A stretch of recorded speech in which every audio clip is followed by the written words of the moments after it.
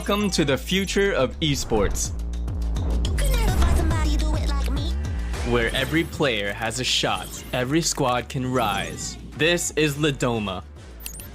Join free-for-all esports tournaments. No entry fees, no limits, just pure competition. Whether you're a solo warrior or a full squad, we've got a space for you. And it's not just for bragging rights. We're talking huge prize pools every month. Win big, get recognized, level up your game.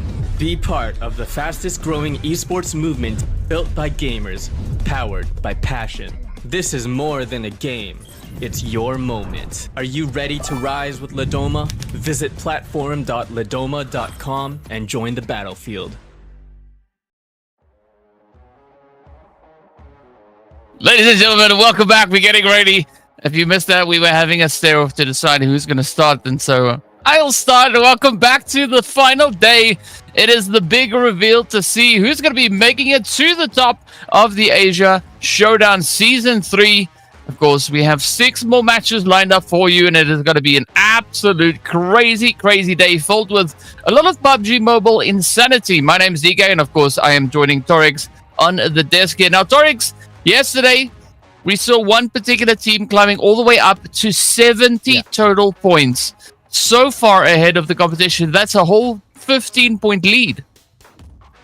That definitely is, and because of that single-point lead, I would say today's lobby is definitely going to be destructive first and foremost.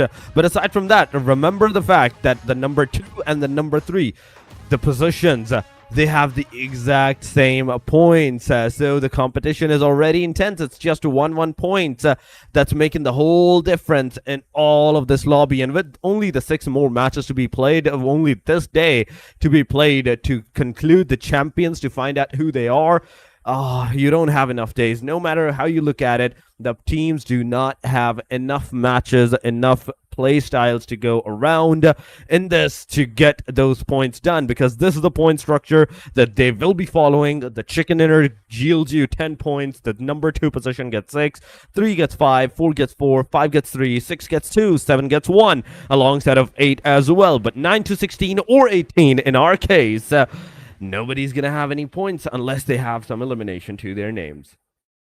Well, as we saw from the teams yesterday, they will have no problem in securing those eliminations whatsoever. And of course, it is going to be for one reason. It is to gain their share of our prize pool right here. That pole position is going to be walking away with $700. Of course, second place is going to be awarded 350. Almost said 750, and then I realized that's not quite the number that we are going to be looking at either. But yep, we can see the rest of the breakdown coming through. MVP, the GOAT with the most, is going to be picking up an additional $50 added to the overall tally for their squad.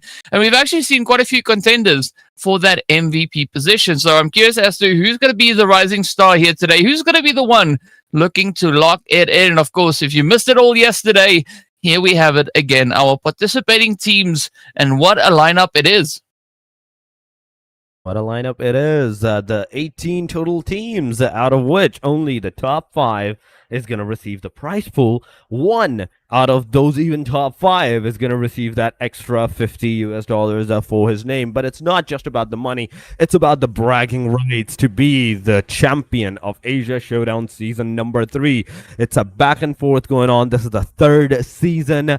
And throughout this whole 2-season gameplay, it has always been the bragging rights for the teams. It's not about the prize pool. This time, it is the season number 3. Who's going to have multiple champions named to their side, or is there going to be a new one emerging in the season number 3? So far, it's Alpha 7, DRS, BIGETRON by Vitality, Secret, Alter Ego, Champions, HORAA, RRQ, Sem9, DRX, Vampire, Boom, alongside of TALON, EROMACY, A1, YANGON, GALACTICOS, EARENA, and VOIN Donkeys. These 18 names. Going into the overall, EROMACY in the very last match, doing an absolute amazing performance, yielding themselves some amazing number of points, getting up to a tally of 70 total. HORAA Esports, Alter Egos, on 55. That's 15 points that we did talk about at the very start of this game. Yeah, and of course, for those who missed it yesterday, the final 2 games, Tribe AEROMACY ended at the top of the points, right? So the final Miramar, they got 21 points. They did get their hands on a little bit of a cheeky chicken along the way. And then, of course, yesterday, the final match, again, ending on 21 points, but doing so without the winner chicken dinner. They came in second place. That winner chicken dinner went straight over to the side of Alpha 7. So Tribe AEROMACY definitely established that they are going to be quite the force to be reckoned with coming into today's matches. But we've seen a very similar approach coming through from HORAA Esports, Alter Ego, BIGETRON by Vitality, as well as EARENA. So I'm going to be looking over on towards A1 Esports, DRS, SEM9, and Alpha 7 to see if they will be allowing the teams at the top to keep those positions, because as we know and as you've mentioned, only the top 5 slots will be getting a share of that overall prize pool. So if you want the money, you know what you got to do. You got to bring in some heat here today. Oh, you definitely will have to bring them some of the heat today, but so far, it is the top 9 on our screen, from 70 all the way down to 32. There's a lot of steps to climb up on. It's not just 5, 10 points from number 5 onward. It's more than that. It's more than that. You need to accumulate 2, 3 matches. Really good for yourself. But going into the second page, it is DRX. After 32 points, it is 29 on the second page, the top of the page.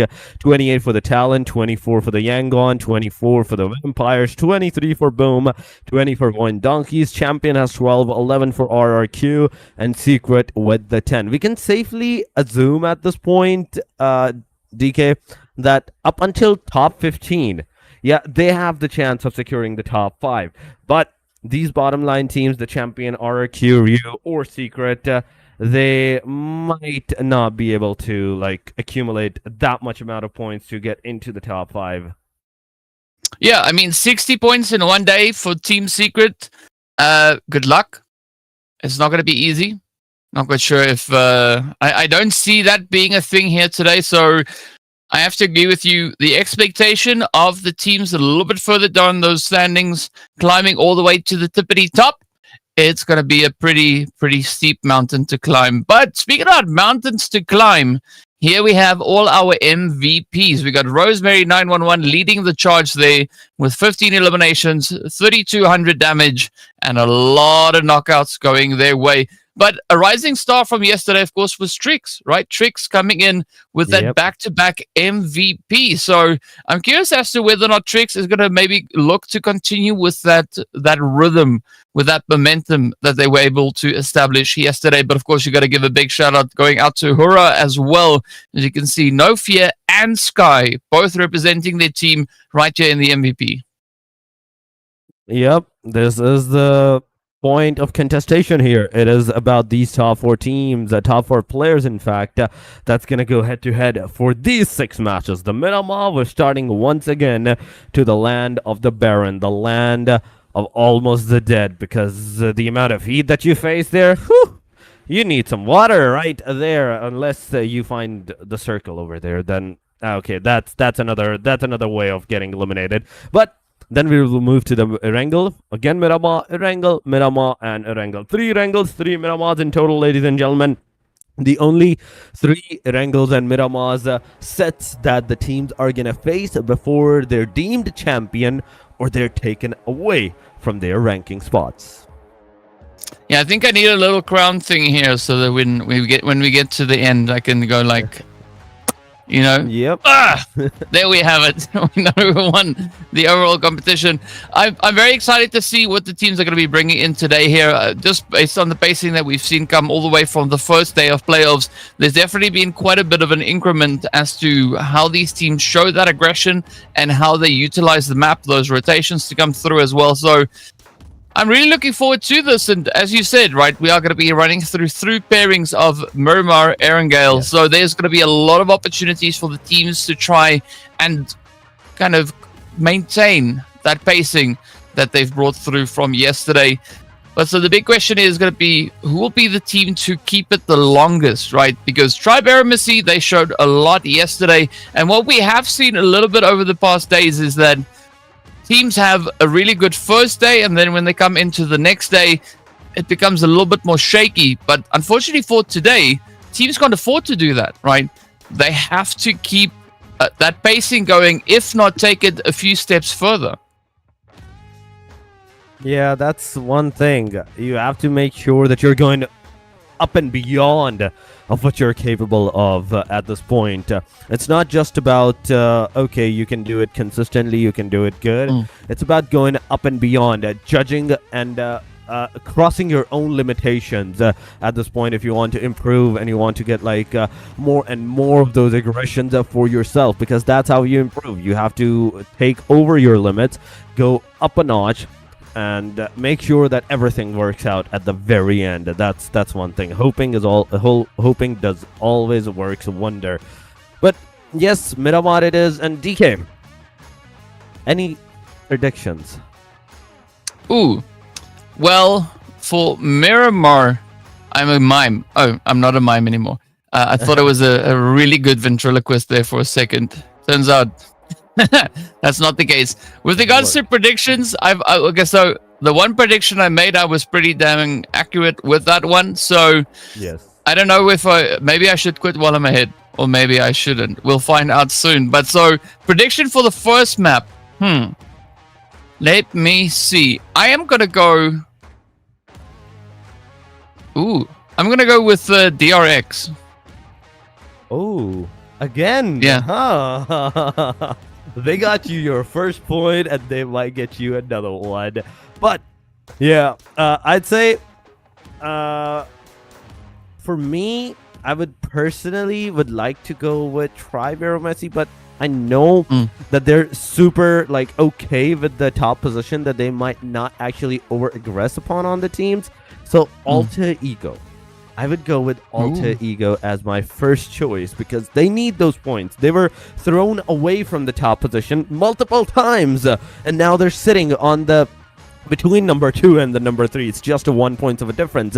If they want to reclaim back their throne, the number 1, this is the match. This is the engagement that they need. This is the start that they really want to like secure for themselves. So Alter Ego it is, and now it's just a matter of factor of time on when our plane will take the flight, when our plane will take to the land of the Miramar, and we will see all of those 18 names, maybe 17, maybe 16, take the fight. Yeah, only time will reveal all, but I'm waiting for HORAA Esports also to really come into that momentum again here today. They were performing really well up until game number 4.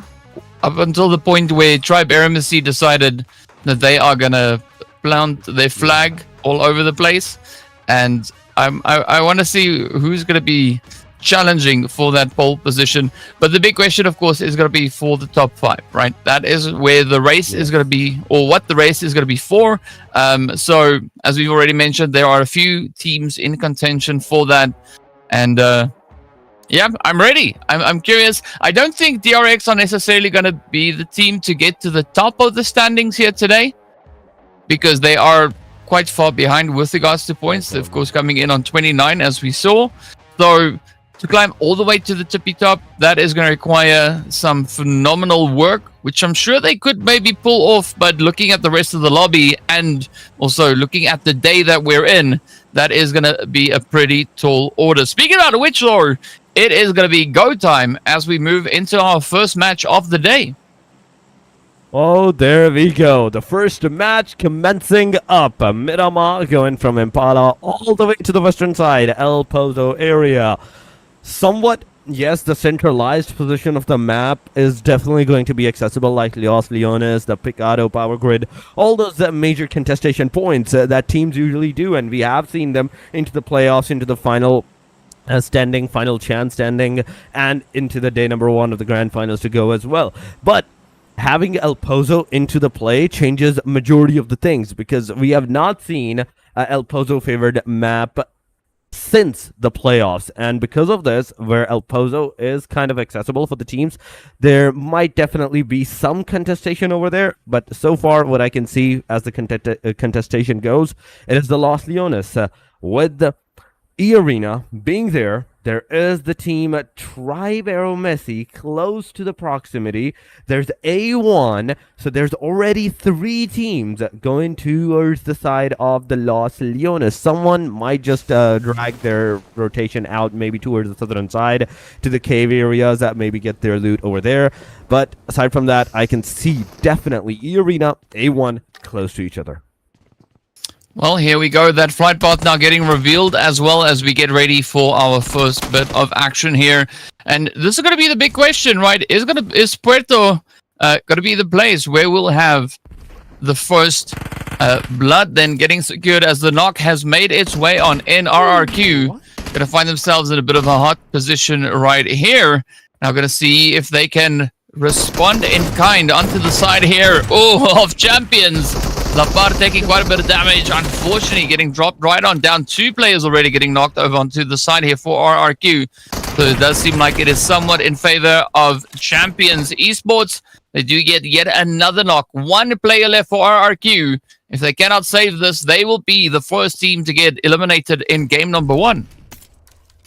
Oh, the situation is not looking pretty for the team RRQ as the champions goes with the firebow. Oh my god, they're ready to take that explosive bow straight to the face of the team RRQ. So far, the 2 players, they got their revive. They are back to the 75% HP, and now Atomic with the UMP45, he wants to push, but Balja first and foremost gets a knockdown, instantly gets a confirmation on the right one over the Akaban. The player is residing, but there we go. He's not going to be residing anymore as SKS makes its way, gets that final nail in the coffin, and 4 elimination without a single casualty to Champions Esports. Champion, they are still at the very bottom of the table as 12 points in total. They had 4 more, meaning 16 points. Still less than 20, but they're climbing. They're still steadily climbing today.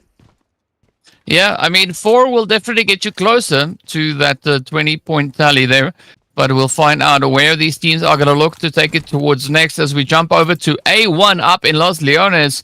EARENA, one of the teams that you were talking about in just in the off-cam, saying that you think they could maybe be performing quite well here today, making their way through. Now, I'm curious to see how this engagement could potentially unravel between them. DRS, though, also coming through with a bit of a split. All the way up in towards Hacienda del Patron, and no one in the vicinity from what we can see here. So there is still going to be an opportunity for Cyclone to get some pretty good and decent loot going right here. Now, the rest of the teams, though, yet to make any decisive moves. DRS, quite comfortable in the zone, so I'm not expecting to see any crazy business on their end, at least not in the next 3 minutes. I mean, that is true. That is true. For the next 3 minutes, 4 minutes, we might not see any kind of crazy moves going around for the teams. But so far, DRS, Yumiko, and alongside of Yeta Uta. Okay, we have Yeta Uta this time. It's been a hot minute since I have seen this guy play into the games. But maybe he has played with a different name or something. And he just came back with this name. But aside from that, yes, DRS with Cyclone, Example, Samda, Yetauta, and all the 4 players of the DRS. And as usual, getting the Golden Mirado, the paper car, the one and only signature one from the Miramar, and just dragging it all the way from the start till the very end. Vampire on our screen with their own set of vehicles. El Zarus climbing some of the mountains, some of the ridges, all these slowly and steadily towards the San Martin area. But HORAA Esports, another name close to the San Martin, I do believe so. Oh, that's a different location. Yeah, that's exactly a different location. But HORAA, alongside of in fact Sleepy, Jiggle, Sky, they're all at a different locations getting their arsenals. Yeah, HORAA, from what we can see here, all the way up in towards Crater Field, all the way towards that northern position. So, an interesting kind of rotation that we had. They dropped just on the northern side of San Martin and pushing a little bit further upwards. And I think that was a good call because we don't really see anyone too close to them. DRX, though, they decided that they are going to try and climb on high as they dropped up into El Pozo. Now getting a little bit of that Overwatch positioning here. XQZZ, of course, already right from the start of the game, aiming up onto this mountain. So I'm curious whether or not we are going to have any potential engagements coming through from this position. We do see another team just over onto the eastern side, up in towards Power Grid. So I want to see how this all then comes together. But for the time being, DRX, they can go about scouting it out, while SEM9 is going to be that team just over onto the eastern side. So far, it's a stalemate. After the first very initial fight within the 2-3 minutes of the game, we're not seeing any more contestation. But okay, as soon as I just name it, as soon as I call it, the fight's actually begun. Joker gets a knock, instant confirmation straight up there. But EARENA, the rest of them, they just want to get out of there. They know that there's DBS S12Ks and the major compound area. It has been overtaken by A1 Esports, and there's no hope to take it back away from them. So why not just go to a different location, save and secure, make sure you have some more decent compounds than the one that you had now, and then try again. But 3-man, 3-player party. It's gonna hurt you, not now, but at the later stages of survival. Yeah, it definitely will. And of course, we can see now EARENA trying to put a little bit of a gap between themselves and A1 Esports. But I think, unfortunately for EARENA, there are going to be a few other teams situated right here. We got DRS also in the vicinity. Federale is going to be falling off of a height, getting themselves knocked on down. Either that, or they got yeeted out of their own vehicle by pressing the wrong button here. But now EARENA, they could have a bit of an opportunity onto DRS. And Norman already up on the high ground, spots a great angle, does send it on through. Fortunately, there is a little bit of coverage coming through here from Samsa. And now up on the plains, this is where we could look at our next engagement.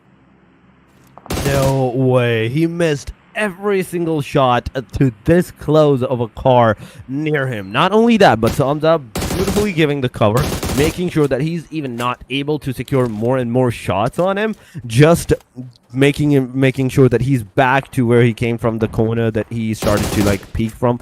Now with the smoke, the cloud, he has changed his location successfully. But DRS, they're ready for the action. At least one player that I can see, Cyclone, he's still going around towards the player for some reason. But Yetauta, he's on the top of the mountain. You can see that he's climbing the mountain top as well. There we go, the random shots coming into the cloud smokes. The player cars are finally bursting down. The player falls over and to his demise. He's gonna go.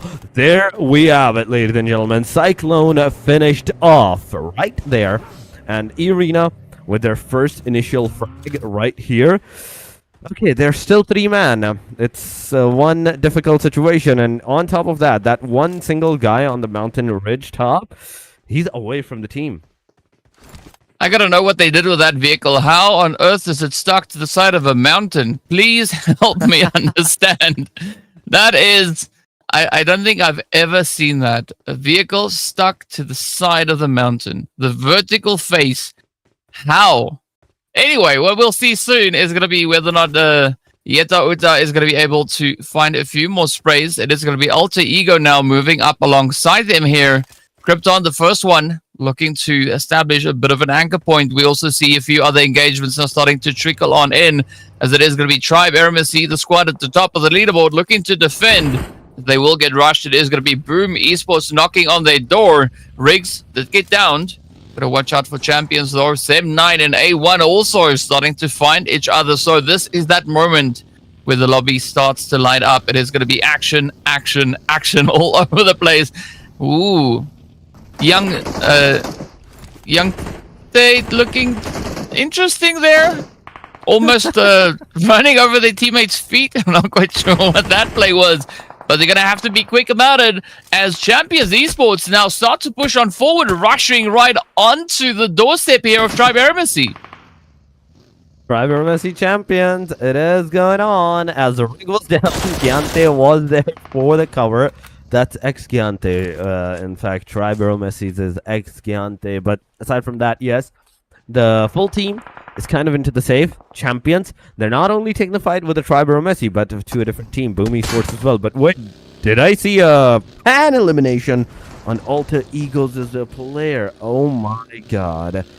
This is going absolutely menacing at this point. Everybody, if they're getting a knockdown, they're kind of getting a very, very toxic finish. And I love it. I'm not complaining. I love it. We need more of this. We need more of those pan eliminations, the knives and everything that we did see. Some of the games that actually played off like that, some early fights. But here we go, ladies and gentlemen. Another circle shift towards the south. Out in the complete open. There's only mountain ridges, the top of the mountains, where even HORAA Esports is right now residing. That's the only cover that they're going to have, but it's a double-edged sword kind of thing. Right now you're on the mountain, you're also being spotted up. On top of that, you're at the very northwestern side corner. You need to move in the circle, take another mountain ridge for yourself, then take the fight. Yeah, that high positioning, especially in this phase, could be absolutely crucial for the teams to get the job done.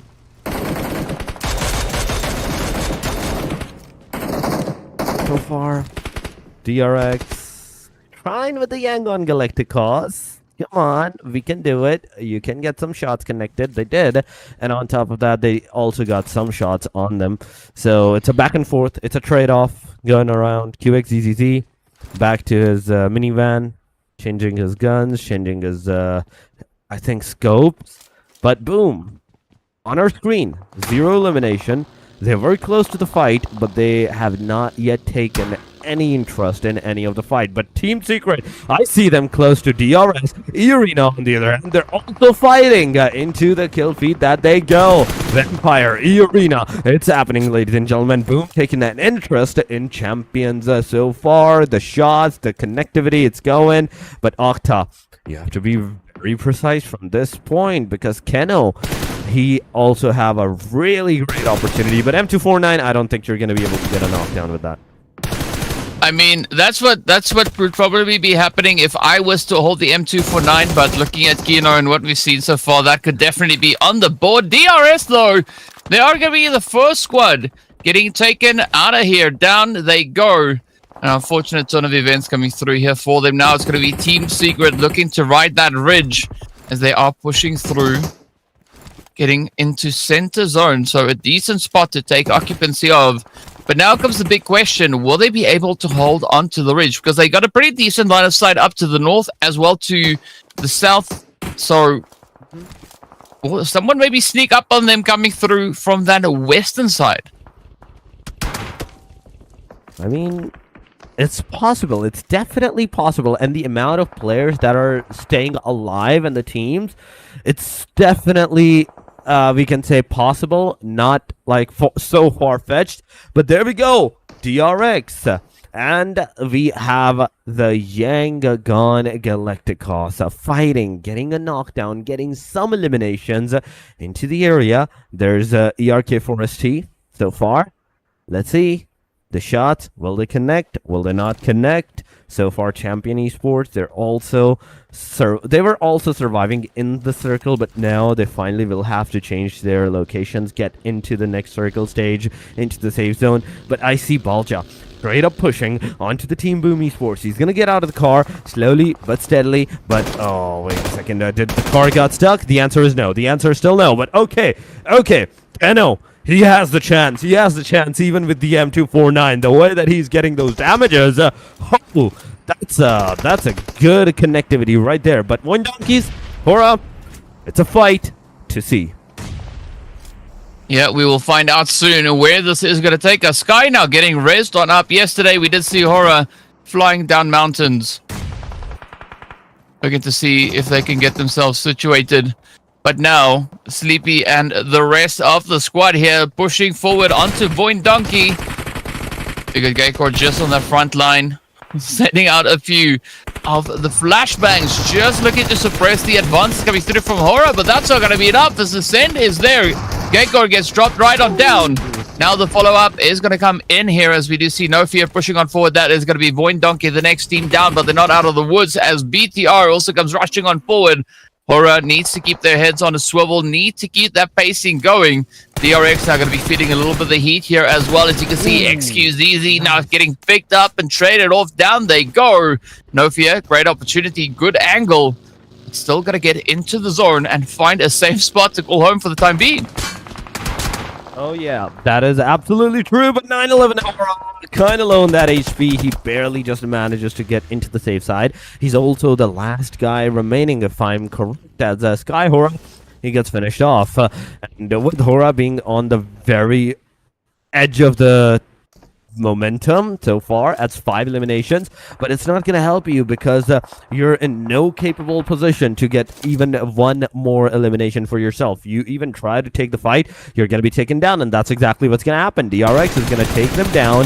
Now Sim9 on our screen with YANGON Galacticos being on the front lines. On the backside there's TALON Esports right onto the bottom line of this mountain. YANGON fighting with Sim9, getting some of the players down. Yumiko is knocked out, finished off right there. But now Yuhai, mountaintop once again. Close is A1 as well. Oh my god, that's Deathstorm in the front line. He has been spotted, but can you get that good of a connectivity that the player can get knocked down? Oh my god, this is the time. Shoot at this. There we have it. Deathstorm gets taken down. It's a knockdown, but 11 bullets remaining. 11 bullets, only 10 now, 9 now. And I think the player might just survive, but barely manages to survive. Just a low on HP. He's not going to survive for too much time as Deathstorm gets a finisher. And Champion Esports, that's the 5th elimination. They're also going to have another win. Yeah, the unfortunate part is that the DBS is not a long-range weapon, but you don't need it in this close-quarter engagement that Boom now finds themselves in. It is going to be Octa and Mastery already knocked on down, and with that, the entire squad gets swept away. Absolutely amazing showing. AEROMACY out of here, Boom Esports out of here, HORAA out of here. So this now opens up the gate for Alter Ego to try and climb to the very top of our standings. But it is going to be a very tough lobby to try and pull off a maneuver like that. Now it is going to be Team Secret, the squad currently occupying the 18th position, looking to see if they can get a little bit of magic now to come their way. 1 point already secured. So many more opportunities available to them. A1 Esports are going to be the next one down, as we do see YANGON taking them out, sending them right on out of here. But still, 10 squads remain. We've said goodbye to 8 of them so far. We've almost hit that halfway point of the available teams in this round. So let's see who's going to be the next one to be shipped out of here. I mean, it's top 10. It's top 10, ladies and gentlemen.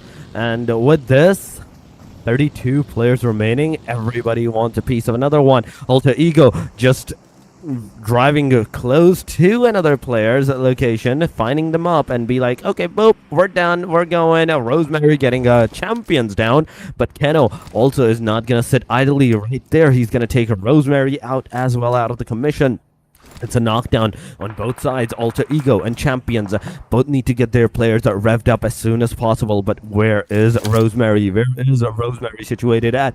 This is the question for the players at this point, for us as well, because I cannot see him into the minimap. Sim9, YANGON Galacticos, no fight whatsoever. They're super close to the proximity of another one. So one wrong move, one more push, even from one ridge to another, that can absolutely give away their location, and maybe the shots will start to flow through. Well, we'll find out soon whether or not they can keep themselves hidden, at least for the time being. But I think this region is going to be quite an interesting one, looking at how the teams currently find themselves situated. Alter Ego now coming to the realization that they might have to try and get off of this mountain. But there is a big threat looming just below them, and that, of course, is going to be EARENA. Now, Daybot could definitely help alleviate a little bit of that pressure, a little bit of that tension, as we do have Alva moving up alongside them to bring in the necessary reinforcements. Vampire still going to be holding nice and steady just south there of Power Grid. BTR are going to be situated well within the Power Grid itself, so that will allow them a little bit of flexibility. But speaking about flexibility, look at the zone options the teams have available to themselves. Not a lot to work with here. We got quite a few mountains and a lot of dips, nooks and crannies for players and teams to hide in. I mean, There's not a lot of places that you can hide on, and we have talked about this for the past circles that has been going on, but somehow the teams are still alive. The teams are still surviving. Alter Ego in the circle, close to Vampire, getting a knockdown on Rosemary once again. Another one from the team Alter Ego being taken down. That's 2 down and 2 more to go. The rest of the 2, they're going to go for the revive. They're going to go for that rescue, but the back angle, Bigetron entering this vicinity. Champions Esports with 10 eliminations.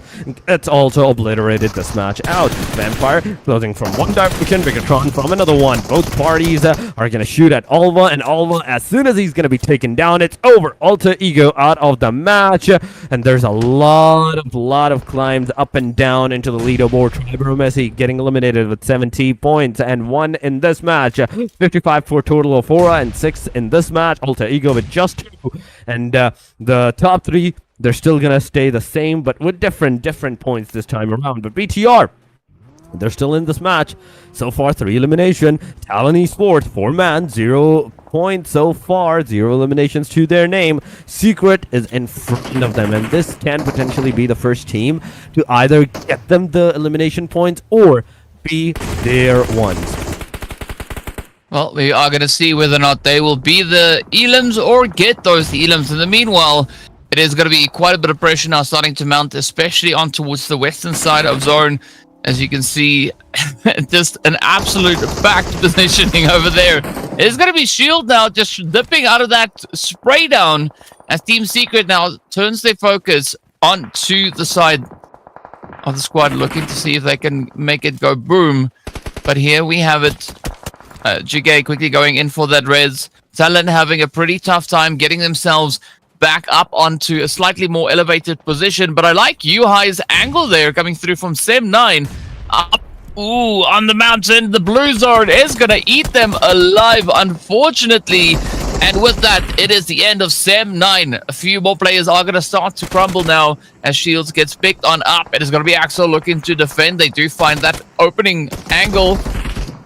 2 players left rather for the side here of Team Secret. There's going to be GK and Dockel at least on the front line looking to aggress. Or actually, it's Dockel much further away.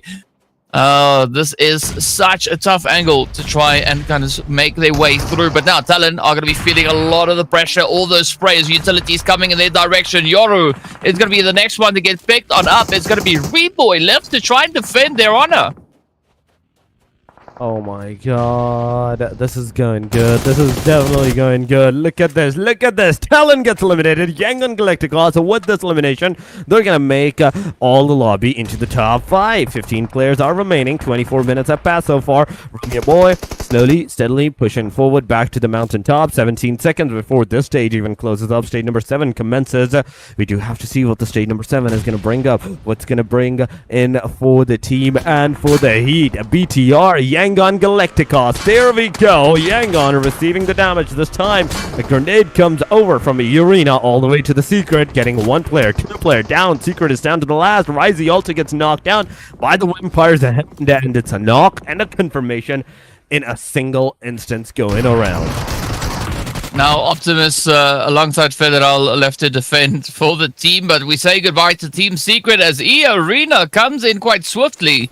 Now pushing the overall tally here to 8 eliminations. They could very well finish on double digit, but we'll find out if that is going to be the play. Now it's going to be YANGON Galacticos prepping up a few utilities as they do look to push on forward. Federal is going to just peer over that ridge, finds a quick bit of an opening, just pushing that back onto the side here of YANGON Galacticos. Now Master Smile cooking up. Bernard Boy, oh, the headshots flying straight across the way. But not a good position here for BIGETRON by Vitality to be in, as they will get absolutely obliterated. Off they go. BTR out of this match. So down to the final 3 we go. It's going to be EARENA, YANGON Galacticos, and of course Vampire Esports. Yet to see where Vampire are going to look to get themselves situated, as they are the only squad here left with a full team. Now, 456. Just quickly trying to keep themselves in a safe spot, but that is not going to pay off as Lazarus has spotted them and sends all the shots in their direction. Now, EARENA down to Tony K. Right, Tony, the only one left to try and make a difference. Not quite sure if they are going to be able to pull off that res, but they are going to look to send out the smokes as 456 gets sent off. Lazarus now just riding the ridge. This could be that golden ticket, that golden play. Oh, what an angle though. Tony K with the nades coming in. Could still turn this whole engagement on its head. But Vampire, they're going to try and hold on as best they can. They're trying their level best against a single player, and the single player is actually getting a lot of trouble, is making a lot of trouble for these guys. Turney K throwing another grenade. Look at the HP of Vampires Esports' player. Oh my goodness. That's a lot of damage going on. But Turney K slowly approaching the situation. He has that flashbang in hand, but he knows now that JJ finally is going to move away from this area. It's a safe angle. Corners, he's going to be spotted. He goes back to the area. Circle's going to close in within 40 seconds. And Miaula, in the meanwhile, from the top of this same mountain, it's Miaula getting knocked down. Yangon Galacticos is the reason of Vampires not one, almost two of their players' demise. Romeo Boy is there. Master Smile is going to be taken down by On the Nexus. Mernet Boy cooking those grenades. He's going to throw at Miala, but no, it's going to be on towards that winner, JJ. And there we have it. That's the second one down of the Vampire. This is the time, EARENA. You have to take the lead. You have to take the third-party angle. Mernet Boy also getting taken down. It's Master Smile being knocked down as well. Romeo Boy, the only hope versus EARENA, and on the other side, Vampire Esports, it's a 1 versus 1 versus 2, but we can safely assume that Vampire is going to come back strong with 4 men standing, as they have enough time, enough opportunity to get their revival down to all of their players. Yeah, it does seem like the odds are favoring them, at least for the time being. It's going to be tough to compete against a full 4 squad, as it's now going to be that res on the side of Vampires looking to bring their fight, bringing the fight back. But not quite sure whether or not Yangon and EARENA are going to be able to survive the onslaught. Romeo Boy now just hiding in the vehicle. It is going to be smoking. The shots are flying on through as Romeo wraps it up. Romeo Boy now the last hope here for Yangon Galacticos, and there goes all the hope as Vampire Esports come in clutch, get their hands on that winner chicken dinner, and adding quite a bit of a tally to their point situation. They came into this match starting off with 24 points, all the way down in 13th position, and we could see quite a big move all the way up to, I think, very close to the top 5. That's a very big jump going around that we can safely assume for sure. But yes, the single match, how many points is it going to accumulate for these players is the big question. Onzenex, JJ, Lazarus, Miala. The 2-3 players that got knocked down, there was a point in time where the whole of Vampire Esports was kind of scared on, okay, what's going to happen? But they beautifully made it out alive, made it out surviving, and getting that winner chicken dinner. MVP-wise, I think it's definitely going to be someone from the, Vampire Esports, and it is 4 eliminations and 1006 damage, 27 minutes of survival time going around to the name of Lazarus.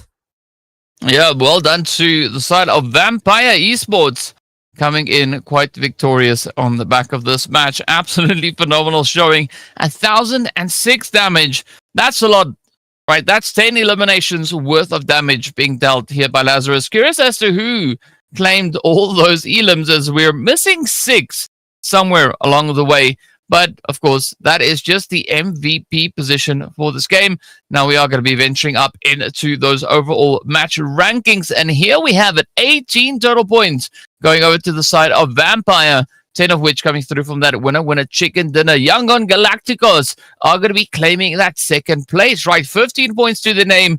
EARENA adding an additional 13 to their overall. Champions Esports, though, I like this play coming through from them. They started off the day all the way in 16th position. Now coming through with double-digit figures. That is what we love to see. We most have to see that. That's just the match ranking. 8 elimination, 18 total points. Yangon Galacticos with 15, 13 for EARENA. Champions even having 10. That's a great number for champions. They were at the second bottom of the chart. But with this 10 points, they're finally going to cross the threshold of 20 points and finally is going to be into the same race as everybody else. Maybe at the hashtag number 12, maybe at the hashtag number 15, up until 15, we can safely assume. Secret having 7, BIGETRON with 8. HORAA with the 6, 4 for Sem9, TALON with 3 alongside of DRX, Alter Ego with the 2, and Boom with the 2. There's only 2 names, DRS and RRQ with the donut this time, and I don't know what has happened to them. These have been the name that have been somewhat on the consistent side. Going into the overall, 71 points to EARENA. First 5, top 5, they're completely staying still. But the points are different. 71, 61, 57, 56, and 55 for the EARENA, HORAA, Alter Ego, BIGETRON, and EARENA, respectively. But aside from that, Vampire Esports, that's 6 placements of the jump. That's a huge one for these guys. 42 points going from all the way from hashtag number 13 to the hashtag number 6. Close one more step and they will be into the top 5. Yangon, 5 steps climbing with 39 points, 37 for Sem9, and A1 with 35. Yeah, and it's interesting because Yangon and Vampires were tied on 24 points apiece. But as we take a look at this second page, it is going to be a slight bit of an upwards move coming through there from Champions. As you mentioned, they started off with not that many points to their name, but here we go, adding the 10 onto the 12 they had. Does move them up into 15th, and of course Team Secret then also adding a few more to their overall tally. But it is a pretty tough day. Over onto the second page, right? You definitely want to try and get yourself quite comfortably situated on page number 1, right? That first page is going to be the business end that you need to try and aim for. But there we have it. Winner, winner, chicken dinner, done and dusted, secured. First game of the day out of the way. We have the rest to come. 5 more games. 5 more games to go. And we do have to see what's going to happen in that. But ladies and gentlemen, for right now, as the first match is done and dusted, we will be going for a highlighted break. Do not go anywhere. Stay with us. Make sure you hit that like and the subscribe. And we will see you after this highlight break.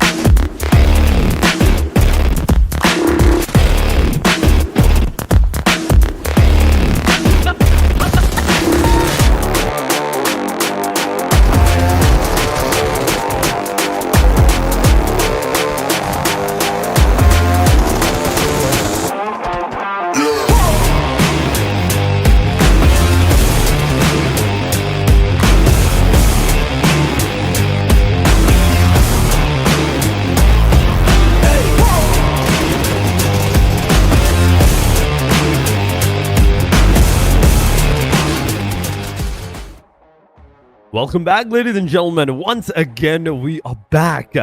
The final day, the match number 1, it's done and dusted. But heading over to the match number 2, this one will be Erangel. And introducing ourselves, we have done this previously and we're going to do it again. It is Torix, and with me once again, it's the one and only on the left corner, DK, on my right corner on the other hand. But yes, DK it is, ladies and gentlemen, with us joining as the caster talent desk. But DK, match number 1, Miramar was not that aggressive, but yes, aggressive it was at the end. But Erangel, will it be aggressive or it's going to go straight just like this Miramar? I'm going to say yes, it's going to get aggressive.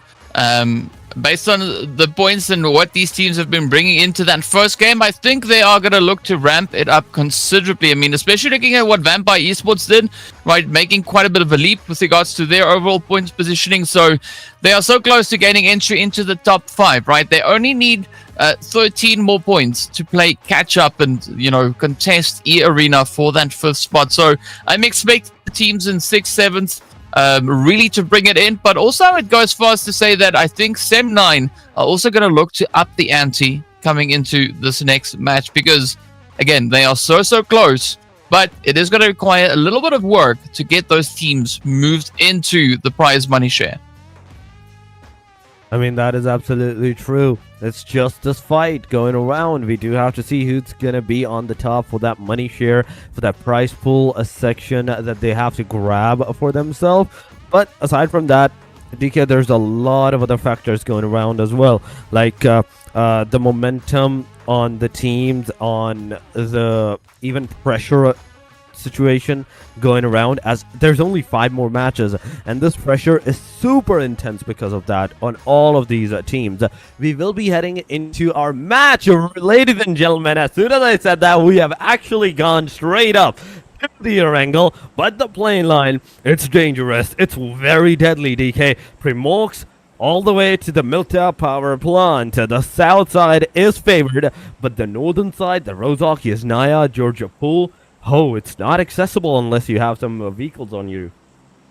Yeah, but there's nothing wrong with legging it a little bit, right? Just run until you get a car, hop in it, and off you go. So we'll see who's going to be in the race to get themselves situated towards the north. But of course, it's going to depend quite heavily on what the zone is going to be doing, right? Will these teams need to move all the way to there, or are they going to find themselves blessed with a different positioning?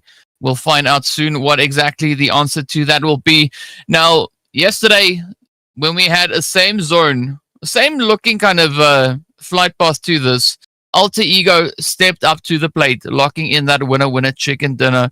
So we'll see where the zone is going to be going as we get ready to move on.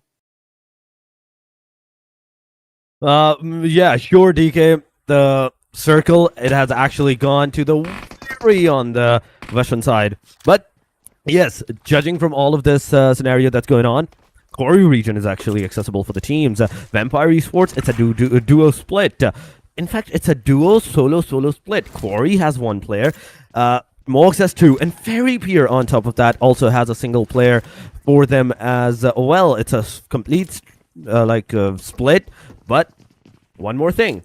I'm seeing Wind Donkeys, RRQ on our mini screen and on the map as well in the land of the Senvoska military base. They're in the military base. They're taking the fight. They are kind of close, but not that close that the fight actually initialized. They are hearing each other's footsteps and everything.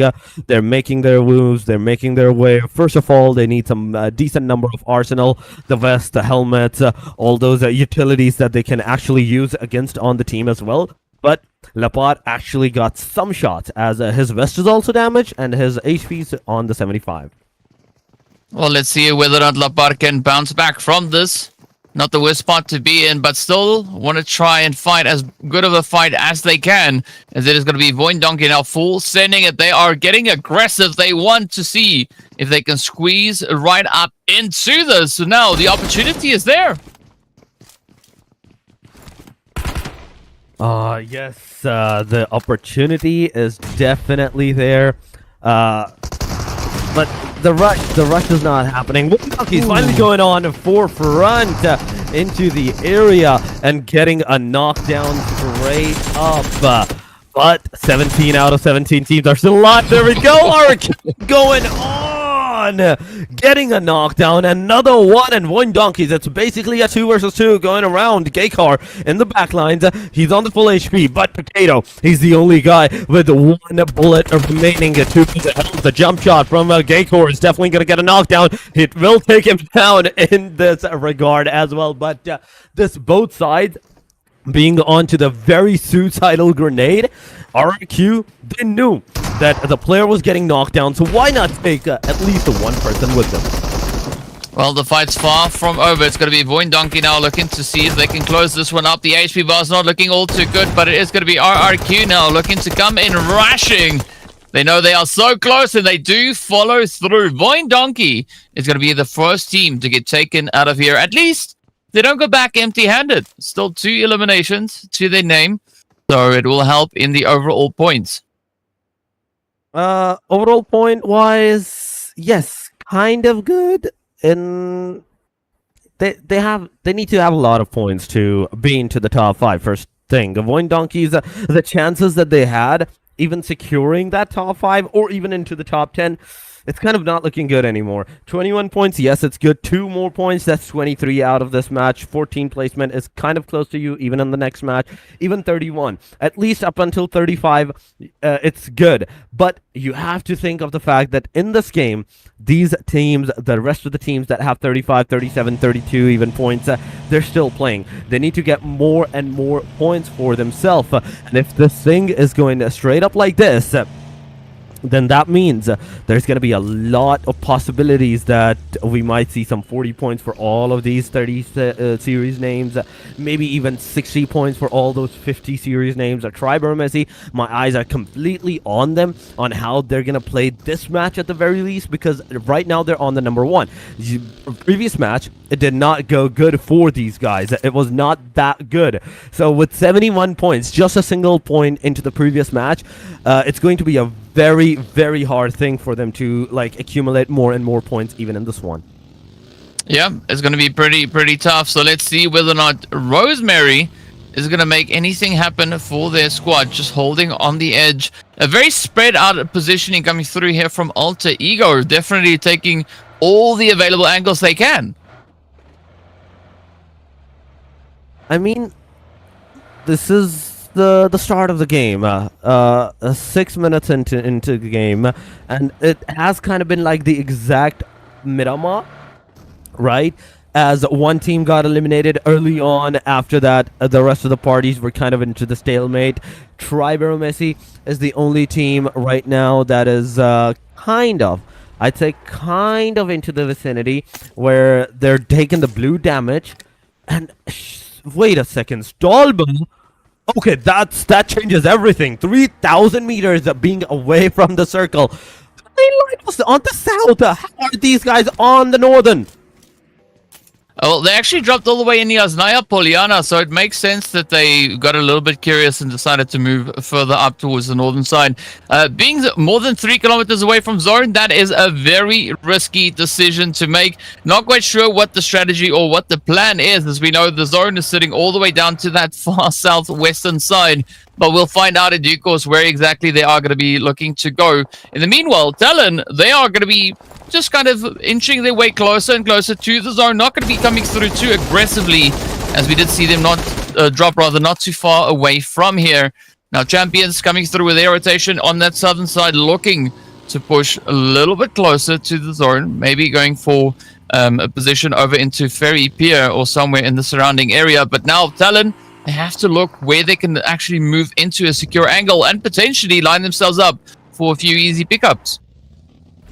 I mean, this is some of the easy pickups may be on its way, but it all depends on the rotation. It all depends upon the mentality if the actual team wants to get into that aggressive stances or take those fights with them or not. But so far, Secret it is, ladies and gentlemen, versus BIGETRON by Vitality. Vitality getting a lot of damage on Lil Ben. He is kind of low on that HP, but GK, in the midst of all of this chaos, he's like, okay, I don't want to do anything. I'm just going to refuel my car. I'm just going to move and skedaddle out of here. After that, Subai is here. Finally, Lil Ben gets taken down. The first circle's also closing on. 10 seconds it is, ladies and gentlemen, and we're gonna have our first circle close on. Ho, ho, ho. Go south. Please go into the water. I really want to see the water circle, and if it does go, I'm gonna be overjoyed. But nope, nope, nope, nope. Me and the circle never gets along. I thought you were gonna say Merry Christmas or something when you came in with the ho ho ho. But hey, it might be Christmas. It might be treats for someone along the way. It is gonna be a very packed up zone that we can see there. EARENA are gonna be moving in from that western front. Then, of course, Boom Esports coming through from the north. Gun Chopsticks, that is going to be the place to be. As you can see, BTR and TALON all now starting to move on forward. We see the players there from Team Secret also looking to find a little slice of the action here. But Champion Esports, they're going to come rolling up right behind the squad there from Sem9. So that could provide them with a golden opportunity. But speaking about the hunts, this is what we are seeing come through here from the side of Alter Ego, rotating up right behind A1. And this could maybe spell a bit of disaster now for A1. I mean, this can be disastrous. This can definitely be disastrous. The players are chasing up, but Alter Ego is gonna get stuck first and foremost. And Rosemary, come on, you need to get out, get those shots connected on the players. Dabo, he's also close onto the A1 side. EARENA versus Secret. It's happening to a different direction. On the other side, we have Rowdy. Let's see what Rowdy is going to be capable of. The Dabo shooting through the window. Not getting any kind of connectivity. The rest of the players on the Alter Egos, they're also going to push in. All of them from the back line, getting a knockdown on the Rowdy. And with this, A1's going to lose their first player. Well, they only have one left, so things are looking pretty tough now for the side here of A1. As you can see, Sinister absolutely surrounded by teams on all sides. So we got DRX, we got BTR, we got Talon, and we got Molly's now starting to make its way in here. Is Sinister going to be able to survive? We don't quite know, but they are probably going to try everything that they can to make it through this, at least into that next stage. But the blue is going to start to constrict, and this will force the players to move further and further afield. Talon also starting to move a little bit closer. You can see off in the distance there. BTR riding on that ridge, but Sinister holding steady. No clear way out of this just yet. So far, it's up till until the no and DRS example getting those damages, but Swaffle Ryu surviving, getting a safe into the angle, but example, another shot. Swaffle Ryu, he's low, but still managing to managed to survive, but not for long, ladies and gentlemen. He finally gets taken down by the DRS, and that's the first elimination that DRS is going to receive. Last match, DRS did got eliminated early on, so that was one thing for the DRS side. But this time around, DRS, they're not only just going to survive, they're also going to come into the clutch plays, getting that first initial elimination near the bridge side. And now you can only see Cyclone in the whole of the circle being into the outside of the blue, not taking the blue damage, but the rest of them, they're taking the blue. EARENA versus Boom versus EARENA versus Team Secret might occur. On the eastern corner, there's Talon, DRX, and Champions alongside of Sem9 that has a possibility of starting that fight, starting that engagement. So it's just that one small mistake that's going to start the whole chain reaction of those eliminations. Yeah, and things are looking to get quite challenging right here. Vampire, though, I like their position up into Quarry, will allow them quite a bit of a vantage point to play down onto the teams now moving into that more centered positioning.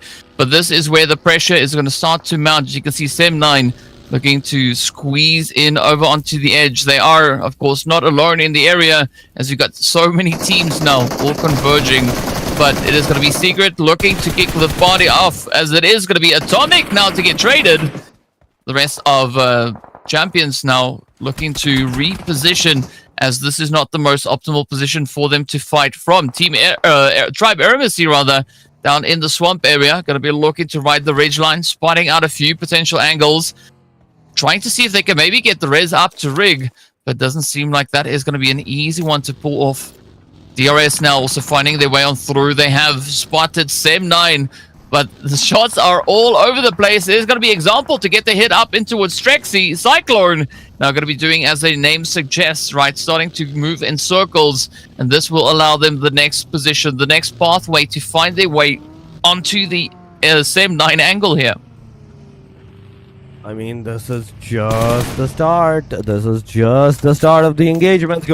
But DRS in the kill feed, you can see them ramming some players with the cars, getting their soul pushed away with that car ram down. But aside from that, AEROMACY, YANGON, that's happening. No fear from HORAA Esports. Wait a second, that's a third party right there, ladies and gentlemen. EARENA versus SEM9 as well. Fourth party commencing up. EARENA getting some of the players of the SEM9, and RRQ in the midst of that, by the hand of Team Secret, absolutely gets decimated. 14 teams remaining. Stage number 3 closing on. 25 more seconds.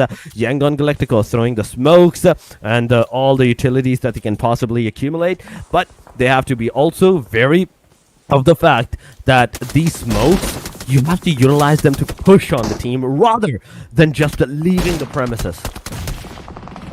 Oh, leaving the premises is what YANGON GALACTICOS will start to do here. As you can see, their numbers now really taking quite a bit of a hit there. But here we are, right? We've got, what I believe that's 13 teams remaining, and not a lot of positions for them to try and fill up, as we still have a few teams on the outlying territories. You can see DRX, of course, on that far eastern side, but TALON is going to be the next team to get sent away. DRX pretty battered now as they start to advance, pushing forward onto DRS here, and so many angles to be played. Again, no clear easy line to choose as it is now. Samza cooking up a few nades, looking for the opportunity. DRX, they do have XQZ down. It's going to be Big Papa moving in for the res, but these utilities are coming in hot. Big Mama, Big Papa, and Nia going to try and hold up the fort. DRS now, they mean business. They are going to try and rush it. They are going to try and clean it up and get their foothold into the zone. Ouch, a third party! Boom Esports coming in from a different angle, taking one of the DRS. The second one also on the board. Just look at the Cyclone's HP, but Yetauta finally pushing on, getting a knockdown, getting an instant confirmation right there. That's the fourth elimination that DRS is going to have so far, but without any single casualty. One player, yes, that is kind of like onto the open side area. He's definitely going to maybe receive that elimination to his name, unless he finally gets that revive, but you can see the Boom Esports closing up into the side of DRX and DRS as well. So far, Pawnbit staying into the Harry Potter at the very corner of the circle.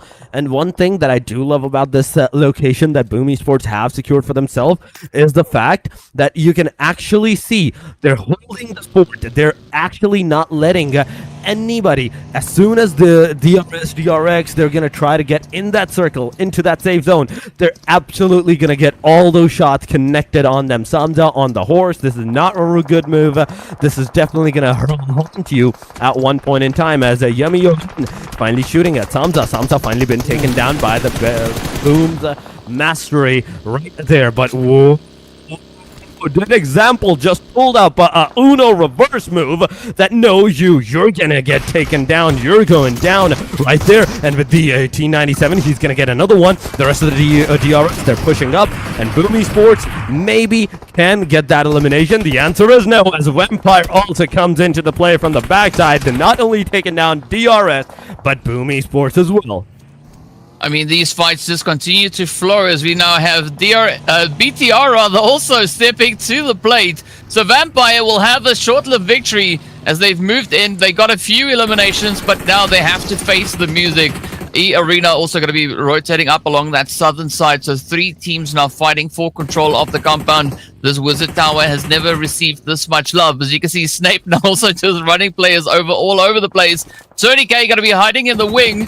EARENA slowly advancing. Optimus with a nice optimal position here. Vampire Esports. Ooh, off they go out in 10th place. 4 eliminations up. Tony K taking a little bit of damage, but EARENA not going to be spreading it out too much. Come on, BIGETRON, you had the full control right there. The grenades that you were throwing at EARENA, you could have taken them down. But no, The grenade missed up. Mini screen, you can see still BTR trying to take down the players. HORAA Esports on the other side of the Alter Egos. The fight has commenced. They both the one and only player remaining for the Alter Ego side. SM9 is also into the similar situation as a solo player. DRX is on a similar situation as a solo player, but BIGETRON, Ryzy pushing up on Nia. Let's see, Nia versus Ryzy. Who's gonna win it over? Who's gonna get it up for themselves? But ladies and gentlemen, as we are heading into almost the final stages of this match number 2, I would humbly request every single one of you to go hit that like button and make sure you subscribe to the channel as well, because it's every single month that we're gonna see the Lidoma Asia Showdowns. There's gonna be Season 4, Season 5s all around, and it's not just the PUBG Mobile. There's multiple games that gets broadcasted, and if you don't want to miss any kind of action, make sure you hit that subscribe. But back to the game. Secret it is in the shack. And is that all 3 of them? Yes, that's all 3 of them in this small of a shack. Yeah, that's not a good spot to be in, right? One well-placed nade could definitely end the run for them, especially looking at 456 just on that eastern side.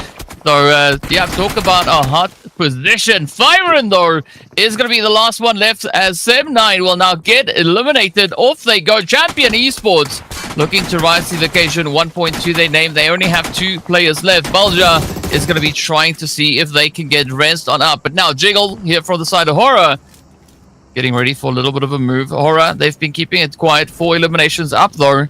As they start to move through from the northern side, it is going to be BTR rushing right in alongside them. The push is there. Will they defend? Are they going to rotate away instead?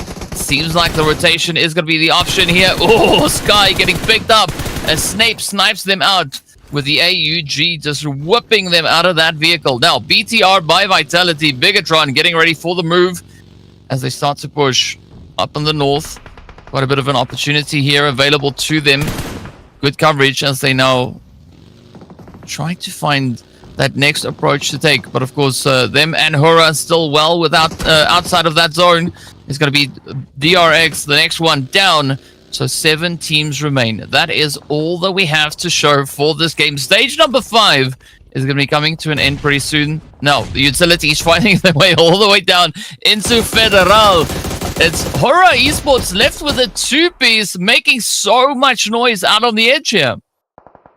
Oh my god, the top 7 is going so intense. Another circle shift is also coming in. HORAA Esports, a BTR. There's on the backside another name that can potentially take these guys or the BTR down as well. Nofia finally going to throw a grenade. Is going to push for the player to actually come close to him, but it's a DBS versus S12K, and the DBS wins it up.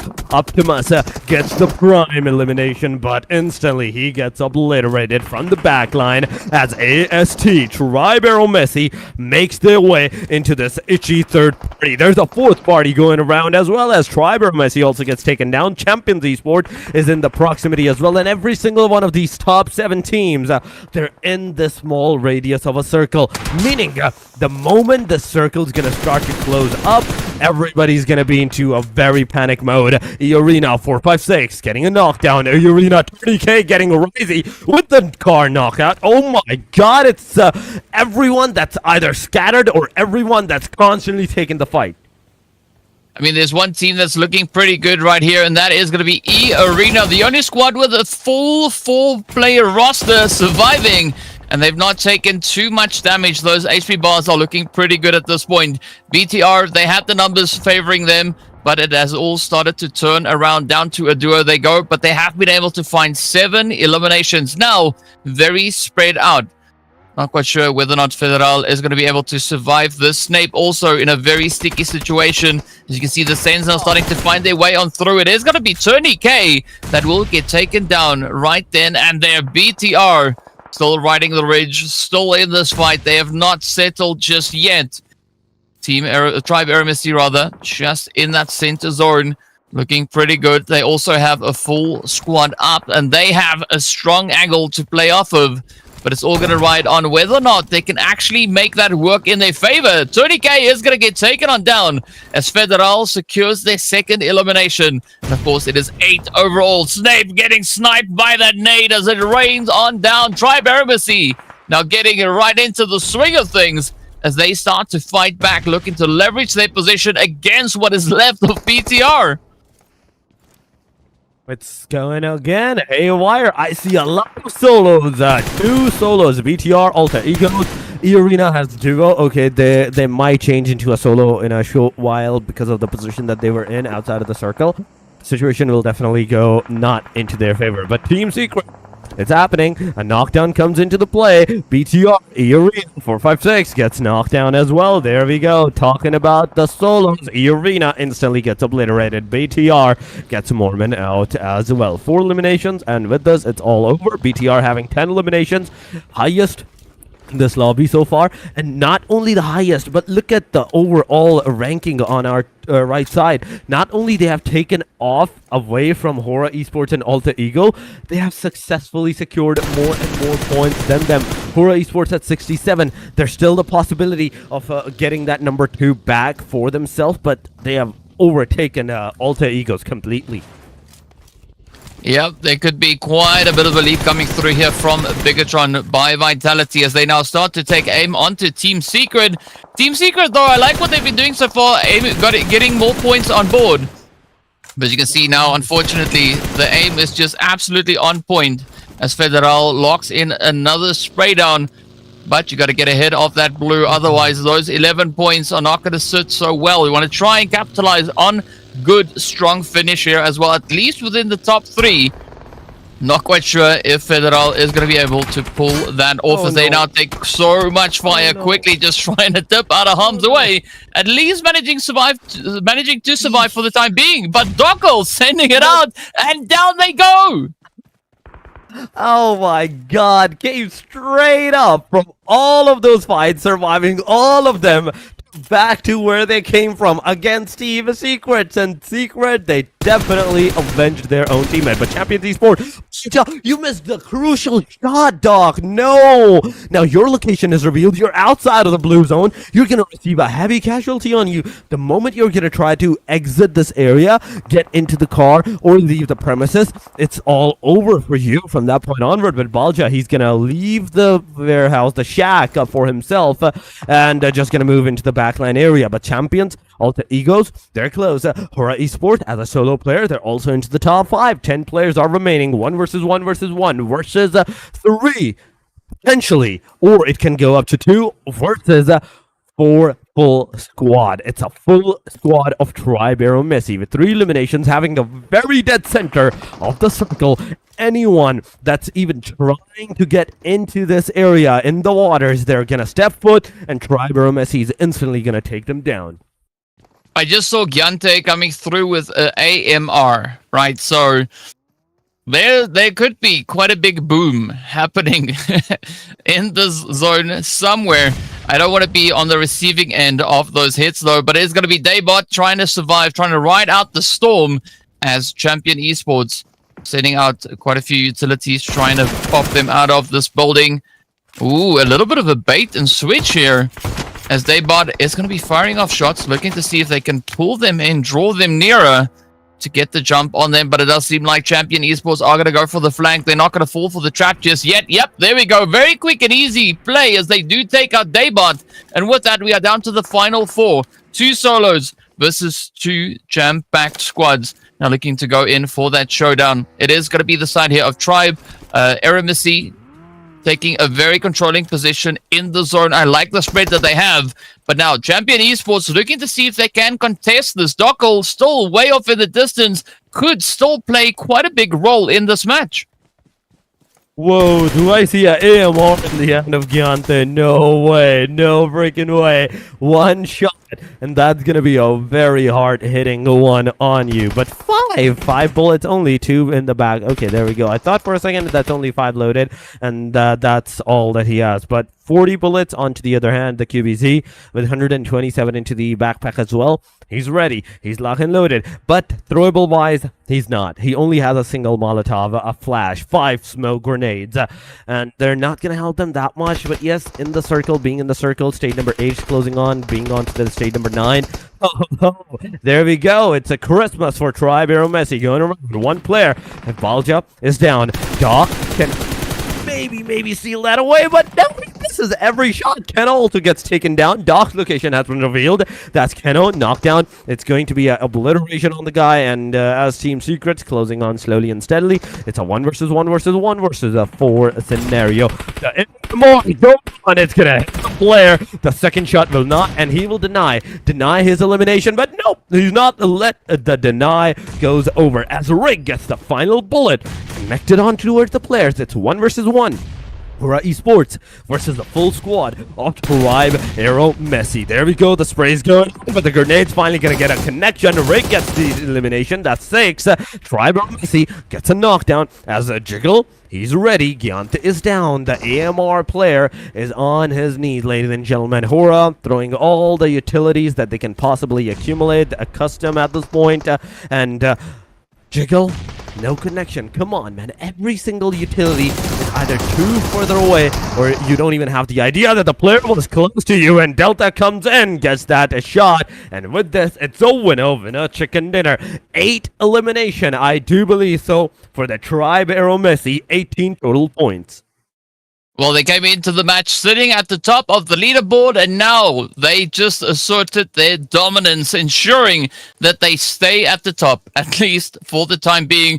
HORAA Esports trying to clutch it out, trying to see if they can come in with maybe a cheeky steal there. But unfortunately, Tribe AEROMACY decided that they will not. They locked it in, and Gyante coming through with a few of those AMR shots as well. Love to see it. But now the big question is going to be, who will be our MVP, right? There's been a few players that were up for the running in this past game. So, yeah, maybe Riggs can get their third one. They could be right there on the board. We'll find out as we hop into that graphic. I mean, I really want it to be Trix because that means he will have 3 consecutive MVPs into the side. But Federalis is the guy. 5 eliminations, 864 damage, and BIGETRON by Vitality. Even though they couldn't secure the winner chicken dinner, they couldn't secure that much of a good placement. Elimination wise, this team was top notch. 23 minutes of survival time they go, but with 5 individual elimination to Federalis, it's a great start. Yeah, definitely a strong finish coming through by BIGETRON by Vitality. But now taking a look at the match rankings, it is going to be Team AEROMACY, Tribe AEROMACY rather, finishing up in pole position with 17 points to their name. BIGETRON by Vitality coming in clutch with 11 eliminations, awarding them 13 total points. HORAA Esports, Team Secret, doing a good job, also finishing strong on the double digits. They definitely did. BIGETRON by Vitality, 13, 10 HORAA, 10 Secret, Champions with 7, Alter Ego with the 7, 7 for the DRX, DRS with 8, in fact 6 points, EARENA, 5, 4 for the Vampire, Boom, and RRQ. But situation is going really down now. One Donkey with just a 2, but 7-9. Talon, YANGON, and 8-1. Not a single point in this match. As we're heading into our very last 4 matches, we're seeing a lot of difficulties for these bottom line teams. Now we're seeing a lot of zeros going around. Tribe AEROMACY, HORAA Esports, on the number 1 and number 2 they go. BIGETRON by Vitality taking down Alter Ego from 1 step down, getting 69 total points, making themselves submit into the top 3. Alter Ego now into the 4, 64 points, 60 for EARENA. Vampire, same placement, 46 points, 40 for DRS, with 3 placement climbing up from second chart to the first one. Same for the DRX, second chart to the first one on hashtag number 8 with 39 points. But YANGON Galacticos, this is gonna hurt you because 39 points still in this match, being taken down 2 more placements. You're at the very edge of the first chart now. Yeah, not a single point coming in for them in this last game, but we got to take a look and see what happens over on page number 2. So 39 points is going to be where we close out the top 9. Let's see what will hold over on towards that second page. Of course, DRS, they were at the top of this page. Now it is going to be SEM9 taking their place, of course, being joined there by A1 Esports, Alpha 7, Talon, as well as the rest of the squads here. Team Secret, though, coming in with an upwards move alongside Champion Esports. But unfortunately, as we've seen, Unless they can make some insane magic happen, it might be a little bit too late. But 29 points to try and catch up to the 60 points that we have for top 5, that is quite a big gap. That definitely is quite a big gap. And covering that gap in 4 more matches, it's going to be super difficult, but definitely possible. I do love Alpha 7's gameplay so far. Look at this. They've only played 5 matches throughout this whole thing, and they're still within the top 15. But 2 more matches. 2 matches have been done and dusted. Miramar, Vampire, Erangel, EARENA. Now moving on to the match number 9. That will be our Miramar match once again. We're definitely going to see some more clashes, more action going around for all of these teams. But for that, we still have to wait for a short bit of time. While we're at it, why don't you guys hit that like button and make sure you also are subscribing to the channel. And there's also that platform.ledoma.com where you can go, register your squad, win the LC that you can redeem for the prize of money, for the actual cash for yourself. So do that while we take a very short highlighted break, guys. See you after this highlight break one.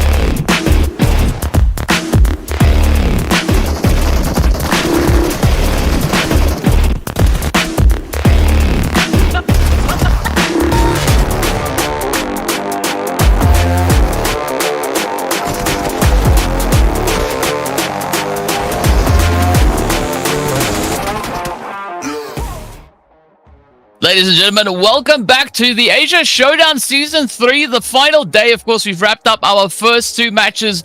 Game number 8, done and dusted. And as we saw, a beautiful winter chicken dinner coming through there from Tribe AEROMACY. Of course, my name is DK, and I am joined by Torix, aka /Annie for now, moving forward. We've got a new Torix in the building, but yeah, so we are going to be hopping into those games. Now, Annie, you've been watching the games. You've been seeing what these teams have been up to so far. Do you have any potential predictions or any things that you think could be happening as we move into our second Miramar of the day? Well, I just catched the second game for today, so what I can really say about this, and with the statistics from yesterday as well, I mean, there's not one completely consistent team, so, you know, I don't really have any big, like, very confident guesses as to what's gonna happen in the next game, but I'm really seeing Tribe AEROMACY being you know, they had a good run, they had a good snowball, so I'm hoping that they have a good game in this, you know, next map. Yeah, I think that's going to be the big thing to look out for, to see whether or not they can keep that consistency going. Of course, sitting with a glorious 17-point lead over the team in second place. It does put a little bit of pressure on HORAA Esports to see if they can maybe bring in some kind of a response. But I think moving into Miramar, there's going to be a lot that will be revealed, as we've seen quite a few teams actually step up to the plate. Of course, the last Miramar we had, Vampire Esports rose to the occasion, got their hands on that winner chicken dinner. But the last Miramar of yesterday is where we saw Tribe AEROMACY step up with a winner chicken dinner themselves. And also the Miramar before that, they had a very strong finish. Not quite the winner chicken dinner, but they ended up at the top of the points. So I'm curious as to whether or not A1 is going to decide to really come in strong moving into this next match, because they actually still have quite a bit of a gap to try and close if they are looking to not only get themselves over onto the first page, but also to be in the running for that top 5. Yeah, I mean, that's gonna be interesting to see. Hopefully we see that happening in this next map. But you did mention Tribe AEROMACY. Did they like consistently go really well with Miramars? Maybe, you know, this is their stronghold map, and I believe we're gonna be moving on to Miramar next. Will we? Yeah, So we will indeed. Yeah, I mean, that's really crazy. So that's gonna be exciting. I mean, I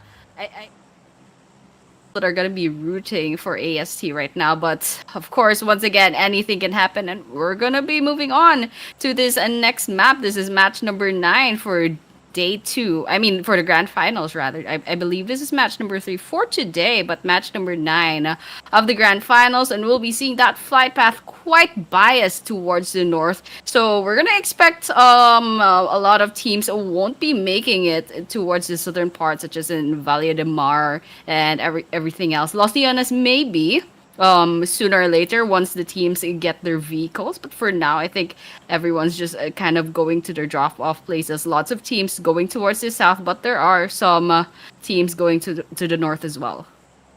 Yeah, Andy, a lot of the teams here going for pretty much the same old that we've seen over all the previous Miramars. So curious to see what that zone is going to be doing. The previous one we had went a little bit more towards the western side. Again, not fully committing onto that. But now the tension is building as the teams are getting ready to get themselves spread out. Not seeing any crazy hot drops coming in just yet, but the zone has been revealed, and it's going to be taking us all the way down to Chumacera. And this is going to be a very interesting add-on to this game. Yeah, I think this is going to be, you know, it's just going to add some spice to the game, since we saw that flight path is all the way towards northeast perhaps, and then that circle just goes down to southwest, and with Chumacera over there, a lot of teams weren't even able to get near Chumacera during the first drop battle. We're here, speaking of first, I think we see our first blood right now. That's 67 players left standing. That's quite a huge hit on the number of players, and it's only been 2 minutes. That's absolutely crazy. We've seen this game finish in 15 minutes or 16 minutes previously, so there could be a lot that could be happening right here. The last time that we saw the zone move down to this general area, down on towards the southern side of the map, was yesterday, all the way back also in match number 3. Then we saw A1 Esports rise to the occasion, securing themselves that winner-winner chicken dinner, doing so with 2 eliminations. But BIGETRON by Vitality got 13 eliminations, one more than what Tribe AEROMACY was able to secure. And as we saw, looking at those overall standings, of course, there is still going to be a little bit of a competition coming through from BIGETRON by Vitality. They are a few points behind, yes, but they could definitely look to close that gap. They need about 19 points to catch up here, maybe less. My math might be wrong, but they do need quite a few. So we'll find out pretty soon what their approach is going to be. But for the time being, it is going to be DRS Gaming horsing around a little bit, right? Looking to get themselves situated just north there of Hacienda del Patron. And again, a nice region to move into. We didn't see a lot of teams really moving into the area. And of course, SEM9, they've now rotated right up in towards Monte Nuevo.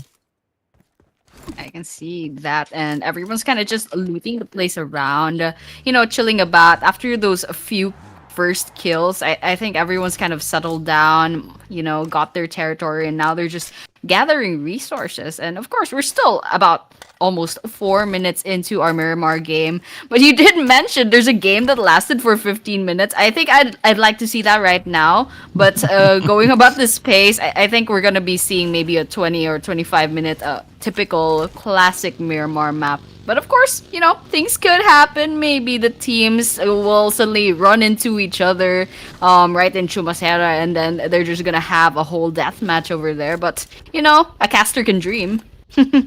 I mean, yeah, we can dream all we want. We'll find out, unfortunately, what these teams are going to be doing pretty soon. Whether or not they're going to go along with what we're kind of hoping for, or if they will have something else in mind. VOIN Donkey, though, are going to be one of those teams that they've come through with an interesting approach here. They've not necessarily been playing the strongest game so far, but they've definitely been trying quite a few things with varying levels of success to that. So curious as to whether or not this match could be the one in which we see VOIN Donkey really locking it in, going for gold, and looking to see if they can finish strong with regards to those overall standings. EARENA, one of the other teams that are also a little bit of a menace when it comes to their overall strategy out on the battlefield here.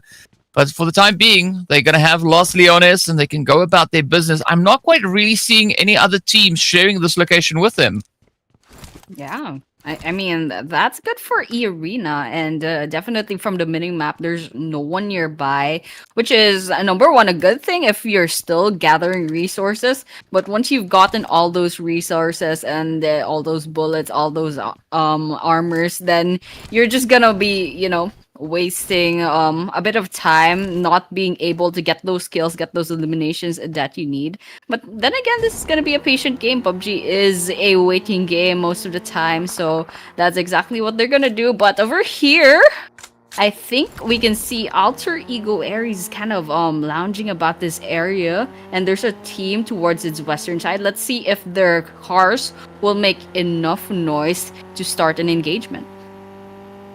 Well, I like the fact that we can also see just on the side of the screen where these teams are moving in towards. So we did see a few in Impala, but now there's only going to be one rotating through. We've got 5 teams actually currently up in Los Leones. We've got Boom in there, we've got Alter Ego, as well as Team Secret, and then A1 and EARENA. So I can tell you that Los Leones is going to be a very hot location, at least for the time being. Chumacera, though, is going to be BTR and Vampires, as well as Talon. So I'm curious as to how these teams are going to look to play through it. Of course, Chumacera currently smack dab center zone, so that is going to be the prime real estate if you want a good spot moving further into this match. But for the time being, it is going to be Alter Ego just dipping and dodging all these buildings so they can get a successful rotation.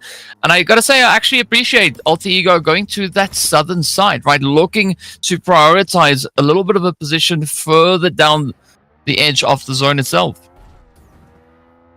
All with the strategy, all with the positioning, all with the locations. But I think this is gonna be interesting. Vampire Esports is within the vicinity of I believe I can't quite see the name, but yeah, this is gonna be interesting. They're just taking their place on the buildings. Not sure if they have information, but definitely something's gonna happen sooner or later, especially once that circle's gonna, you know, pressure people, pressure all the players into like moving about. But yeah, I just saw a knockdown right there, but I don't think it resulted to a full kill just yet. We still have 67 players on the ground, and we're still about 8 minutes into the game. Yep, that knock came at the expense of Tribe AEROMACY. That is going to be Tricks confirmed up and taken out of here. The other team that we saw up in Chumacera is going to be the players coming through from TALON Esports, as they will be holding just on that lower ground. Meanwhile, HORAA Esports going to come through with their own approach here as they moved up into the northern side of the zone just ahead of Monte Nuevo. But here we go. TALON, the other team sharing the location up in Chumacera. They are going to be situated a little bit more up on towards the northwestern front. A good line of sight here by Reboy. You can see Lazarus just off in the distance. Vampire Esports still a little bit split up. But they got to watch these angles though, because TALON, they are primed and ready. Yeah. I mean, their scopes are out. They spotted Vampire Esports. They just can't quite get the angle that they need. But over here, Johan's gonna be walking towards the hot zone. I don't know if this is gonna be a 1 versus 1. One has the vehicle on the side of Vampire Esports. Johan's just quite out in the field. I'm a bit nervous for this guy, but it looks like it's working out for him. He's not getting shot at. So let's just hope and see. Cross our fingers. Is over here. TALON actually gets a 1 knock on their side. So this is gonna be a bit messy, especially since there are 3 whole teams within this vicinity. Yeah, that is Team Secret feeling the heat as Lil Ben gets taken down. BTR now going to be moving to the southern side, so Yoru going to feel this pressure. Now starting to build. As you can see, BTR essentially playing with their food, moving backwards, forwards, looking for an entry point. It is going to be just a few shots connecting up. BTR not going to be feeling too much of that as they continue to move further and further down south. I'm curious as to whether or not Team Secret actually fully committed to some kind of push up in towards Chumacera, or if they rather decided to opt for a different location. Now, TALON, they pretty much have Chumacera under lockdown, as we are going to be looking at that blue zone closing up as well. So in a minute and a bit, we'll see where our third stage is going to be taking us and exactly what these teams will have to work with. And yeah, I was just kind of looking at where Team Secret exactly went. Okay, there we go. Speak of the devil, Team Secret is within the shack in the vicinity of another team. It looks like that's actually the vicinity of 2 teams. They kind of went away from Chumacera, saying, yep, we're out of here. There's too many people in here. And over here, it looks like HORAA Esports is getting knocks on their side as well. We're seeing 65 players left on the field. A bit of a slow pace. Not much kills we're seeing. Not much eliminations. But I think this game is going to be a little bit faster at this point. There's a lot of teams congregating in the same area. And Yeta Uta is taking some damage, but it's not going to be enough to eliminate him off. Yeah, Ura coming through with a quick repositioning. We've got Example also then looking to cook up a few nades alongside the rest of the team here from DRS. But it's going to be Alter Ego trying to pressure them. As you can see, Krypton holding on that southern side, trying to draw the attention, draw the focus. And what a strategy as Rosemary comes in, striking the iron while it's hot. But now it's going to be that full send as Alter Ego descends down upon DRS. Samsa already taking quite a bit of damage. As you can see, Yeta Uta getting knocked on down. Down goes Cyclone. And now it is Samsa, an Example, left to defend the honor of DRS. Oh my. Samsa's in trouble. And that is the end of DRS. Was quite unfortunate. I mean, the positioning was kind of not on their side at that point, but good for AE. They got 4 points, 4 eliminations out of it. But of course, the action is not over just yet. EARENA versus Team Secret. EARENA does have the advantage of this little house over here, but whether or not Team Secret is gonna turn it against them, let's see how that happens. But right now, Team Secret doesn't look like they're gonna be pushing just yet. I guess they can go ahead and get some information first, get some pickoffs before really moving about. But over here, Alter Ego Aries also has their own story to tell. It looks like he'll be dodging. Krypton will be dodging that grenade quite well, and I think they're gonna be going for the push, but unfortunately, this is a 1 versus 1 that Krypton will win. But Of course, he's gonna be going down after just a few seconds. That revenge kill coming in, and that's the end for Alter Ego Ares. And of course, HORAA Esports off cam as well.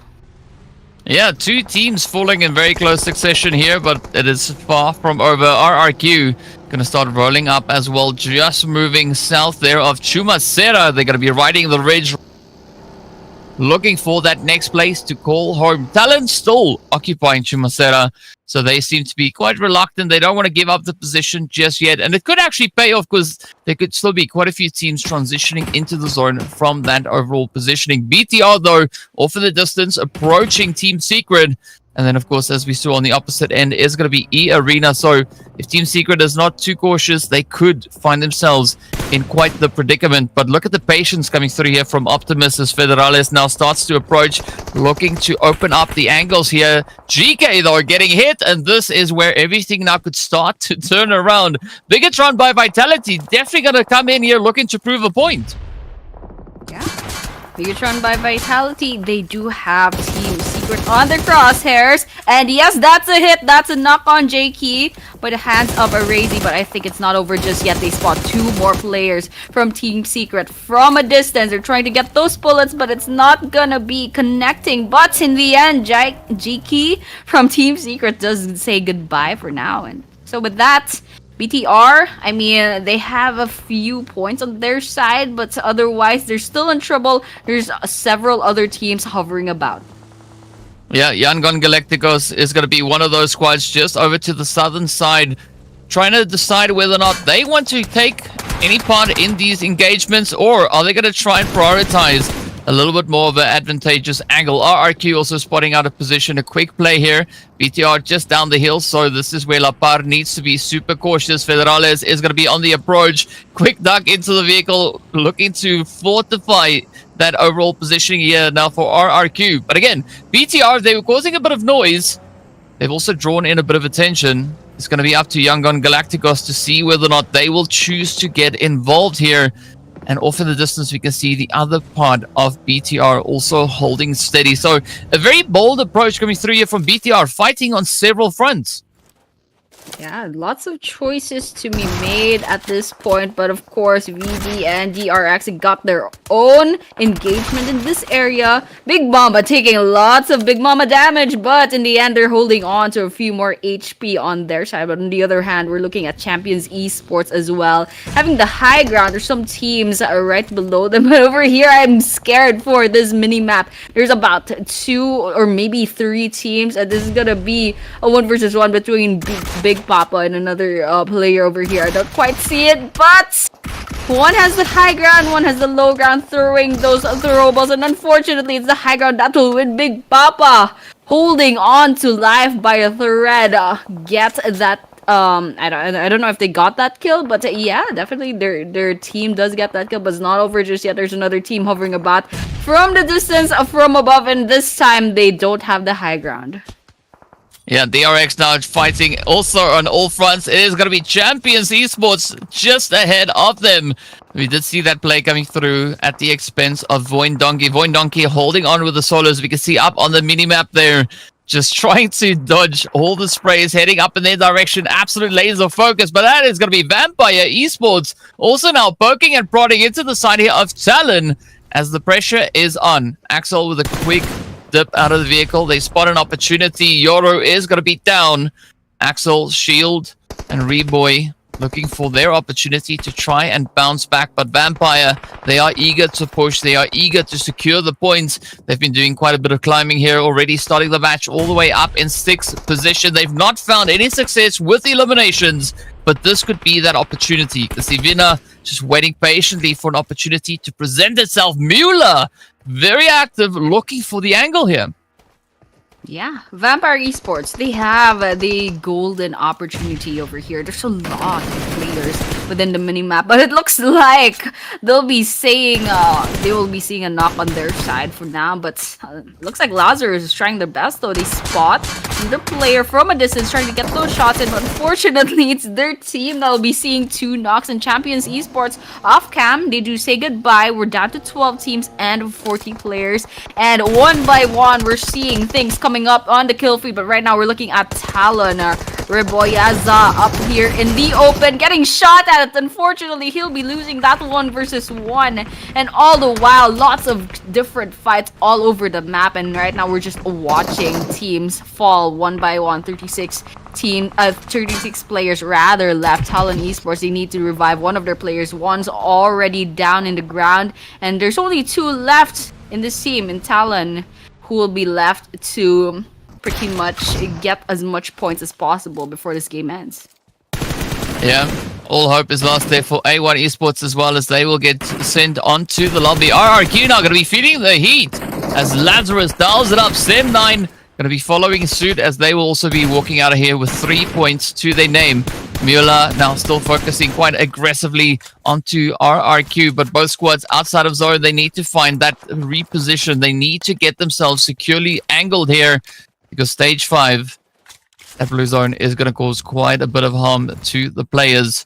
Now, 9 teams remain. EARENA looking pretty good, close towards that center setup in the zone. You can see, of course, Team Secret also just holding nice and steady. And there we have the zone. A few squads still on that far southern side. It's going to be Team Boom looking to come through with a bit of a push as they do move closer to Federales. Not quite sure why we see that widespread, but it is probably Federales just trying to gather a little bit more information to relay that back to the team. BTR with a good setup up in the zone here, but Boom now starting to descend down into the zone, starting to apply themselves. Federales has been picked up and shipped out. That is Delta from Tribe AEROMACY securing yet another point. Now, sitting on 90 points total. Of course, those placement points will be making their way in as well. But here we go. Boom, looking for that approach, looking for that entry into the zone. Yeah, Boom Esports is actually having a really good game right now. That's 7 eliminations, I believe, the highest so far in this map. And so with that, they still have a long way to go. They're still 11th place on the total, or the overall rather, the overall table. But still, it's a good start. We have a couple more maps to go in this grand finals. But yes, EST holding on strong to that #1 spot, and they're still alive in the game. They could just put a lot of points gap between them and HORAA Esports going in second place. But of course, this game is not over just yet. It looks like everyone's kind of biding their time, waiting for someone to, you know, make a mistake, get some pickoffs perhaps. But right now, if the circle is not gonna move, the players aren't gonna move either. It looks like it's a bit quiet in the kill feed, but everyone's just waiting for something to happen. Yeah, I could almost say these players are being a little bit stubborn, but, well, you can't really fault them for that. As you can see, RRQ now starting to choose violence here as they move on to Vampire, sending out a nice front line approach here. Nuga gonna try and get it done, but unfortunately getting caught with a nade in their hand, trying to ride the ridge, but that will not suffice, as of course we see that fight now getting concluded. RRQ will be the team out in 9th, and now this is where the zone goes absolutely crazy. Boom Esports getting absolutely demolished. 2 players already knocked down as they move against the side of Tribe AEROMACY. Rig trying to just survive, ride it out. Not going to be allowed to do that, but they do find a beautiful hit, getting saved by YANGON GALACTICOS. And that is a very unfortunate position now for Rig to be in, as they will get wrapped up and shipped out of here. Tribe AEROMACY out in 8th place with 3 points to their name. Oh man, that was absolutely crazy. It was like a David and Goliath kind of comparison over there. I mean, Boom Esports all the way at number 11, taking down AST. I thought AST would finally, you know, humble them, but that didn't happen. Boom Esports walked away with 2 players still alive, but of course, the game's not over just yet. We still have 7 teams up in the running. We're 21, almost 22 minutes into this game. Talon Esports is still up and running, still 2 players in the game, but unfortunately, they're lagging behind in terms of eliminations. They only have 2 right now, but of course, once they get their footing right, maybe they'll get another kill with Vampire Esports looming about. But this looks like a 3 versus 1. I'm not quite sure if Talon Esports will come out here alive, but you know, let's cross our fingers, especially for those who rooting for Talon Esports right now. Yeah, cross your fingers and hope to fly, right? As that is maybe one way of getting out of a very sticky situation. Vampire, though, they are going to be looking to apply all the pressure that they can find. They've already gotten themselves 6 eliminations. They still hold on with 3 players now, turning their focus over across the way onto YANGON Galacticos. We were talking about Talon a few moments ago. I don't quite see Talon really surviving the position they find themselves in, because I think that animation to get them back up out of prone position is going to cause a little bit of a trouble for them. But fortunately, it does seem like Vampire are somewhat distracted as we have YANGON still riding that ridge. If Talon wants to do something, they have to do it now. Yeah, definitely. I mean, I didn't like the position that they were in, but Vampire Esports, they didn't push towards Talon. Instead, their eyes turned towards the other teams within their horizon, which is absolutely crazy. I mean, Talon got saved over there, but still, they need to get a move in because I don't like their position at all. Right here, Naxel has the opportunity to gun down Vampire Esports. Didn't quite get those bullets to connect, but this is a 1 versus 1 that we're all been waiting for. Naxel gets those bullets, gets that kill, and with that, that's 3 kills on the side of Talon Esports. But unfortunately, Shields needs that revive, and with that, the last bullet, Talon Esports is eliminated off at number 7 for this map, going in with Team Secret at number 6 as well.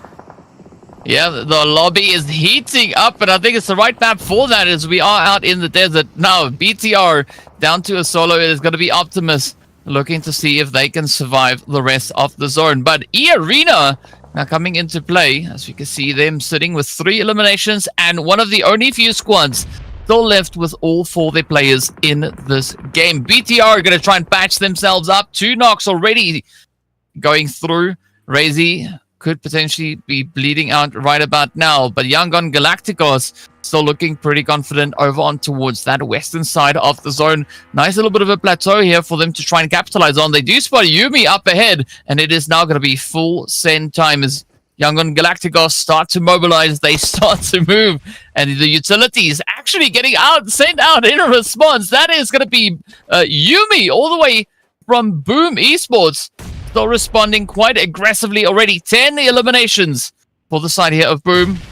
Will they make it to the finish? It is now a nade down to see if they can pick him up. Yeah, actually really nervous for Yumi right now. Boom Esports doing quite well. 10 eliminations already, and just as I said it, Yumi says goodbye. But not without a fight. They went down as the 5th team in this map, but now we're going to be seeing the showdown between the last 4 teams standing. That's 11 players still up in the running, and it looks like EARENA, they have their full roster. That goes the same with YG as well. Fortunately, Vampire Esports only has 2, and BIGETRON by Vitality only has 1. Crosshairs out. EA has their potential kills in the bag. Grenades out. Let's see if they can get a knock on their side. They get a kill, actually, and with that, YG loses 1 player on their roster, but it's not over just yet. Let's see if EA has any more plans to bagging any more eliminations in this map. I mean, this is a great play coming through here for EARENA, but if YANGON Galacticos wants to try and contest, if they want to regain their positioning on the standings, they will have to fight to the finish. 3 players is what they have to work with here, but EARENA being an absolute menace, quite a controlling position that they have in the zone. As you can see, that 2-2 split now really being utilized to its full extent.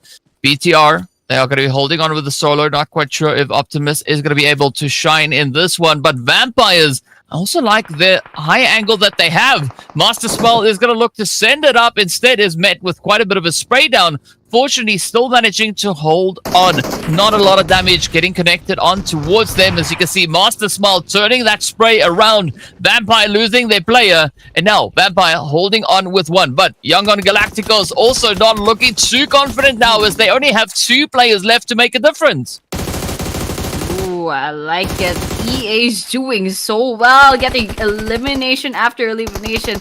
Unfortunately, YG is not looking really good at this point. BTR finally falls with that last player getting gunned down by Turney over here. And EA, all they have to do right now is hunt down the rest of the YG members. They're already licking their wounds. They're already down. 1 player needs that revive. And so EARENA, all they really have to do is kind of you know, finish this game. But still, YG, maybe they can turn this around. Maybe we can see EA getting gunned down from this point. YG coming up at like a phoenix from their ashes. But you know, that's something that we're gonna be finding out real soon. Romeo is just up in here in the elevations, probably gonna throw a grenade. Let's see if it's gonna connect, if it's gonna deal any damage towards EA. It's like they spotted him, they got that information, and they're gonna go in with the push. 3 versus 1, and with that, EA is our winner chicken dinner winner for match number 9. I mean, congratulations.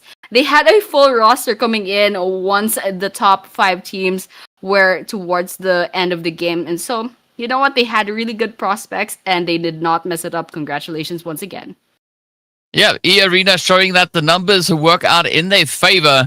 Finishing strong with 3 players in that zone makes them quite a bit of a force to be reckoned with. But a well-deserved victory, of course, starting the match out with 60 points. They now get to add a lot more to that overall tally. So a big shout out going out to them. Mormon, Tony K, 456. And then, of course, Joker. Strong representation there for the team. But I like the read that they had on the zone, right? A very confident way that they just kind of moved on through. They started their game all the way over to the far sides of Minas Generales and then rotating up to get their hands on that winner chicken dinner. But I gotta say though, Annie, looking at the zone, moving into those hills, it always results in very exciting PUBG action coming through. Yeah, definitely. I mean, we had our guesses, but EARENA, they pulled through and pretty much just proved us all wrong. But over here, we can see the MVP of match number 9 is actually Lazarus with 6 whole eliminations, 757 damage, and of course, survival time of 24 minutes and 42 seconds. And yeah, I mean, I saw Lazarus pop up in the kill feed one after the other. It's just no wonder that they came up as the MVP. And so now with that, I'm expecting Lazarus has put a lot of points for their own team towards the leaderboards. And speaking of leaderboards, we're seeing the match ranking for match number 9. Of course, we see EA with the 10 eliminations with the same amount of placement points totaling to 20. Boom Esports rather coming in second, 13. Vampire Esports with 12. YANGON Galacticos with 10. BIGETRON by Vitality with 7. DRX with 5. TALON and Tribe AEROMACY with 4. That goes the same with VOIN Donkey ID, Alter Ego Aries as well. Sem9 champions, they both have 3. Team Secret RQ Ryu and HORAA Esports get 2. DR Gaming gets 1. And unfortunately, A1 Esports hasn't gotten points for this map. Yep, they get sent back with a bag of donuts. Thank you so much for contributing and partaking in this. But you got to give it up to EARENA, though. That 10-point winner chicken dinner is going to sit quite well with them. And of course, we need to see how all these points impact our overall standings as we move right in. EARENA climbing up 3 positions right up into second place. YANGON Galacticos. Yep, they decided now is go time as they move up 2 slots. But the biggest move that we see on this page is going to be Boom Esports climbing 6 positions all the way up into 9th place. They are going to contest for the top 5. As we can see, looking at the points, there's still going to be a long, long way to go. But we still have 3 games, so there will still be quite a few opportunities for the teams to try and secure those much-needed points.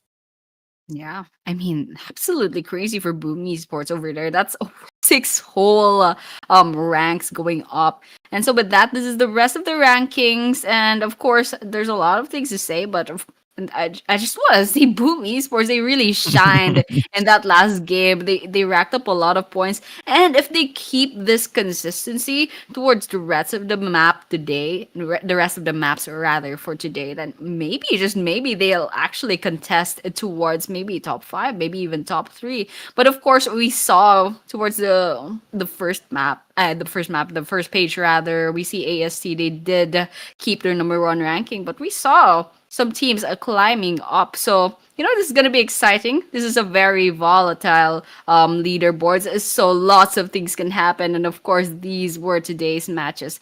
Miramar, Erangel, and Miramar. We're going to be moving on to Erangel once again for match number 10.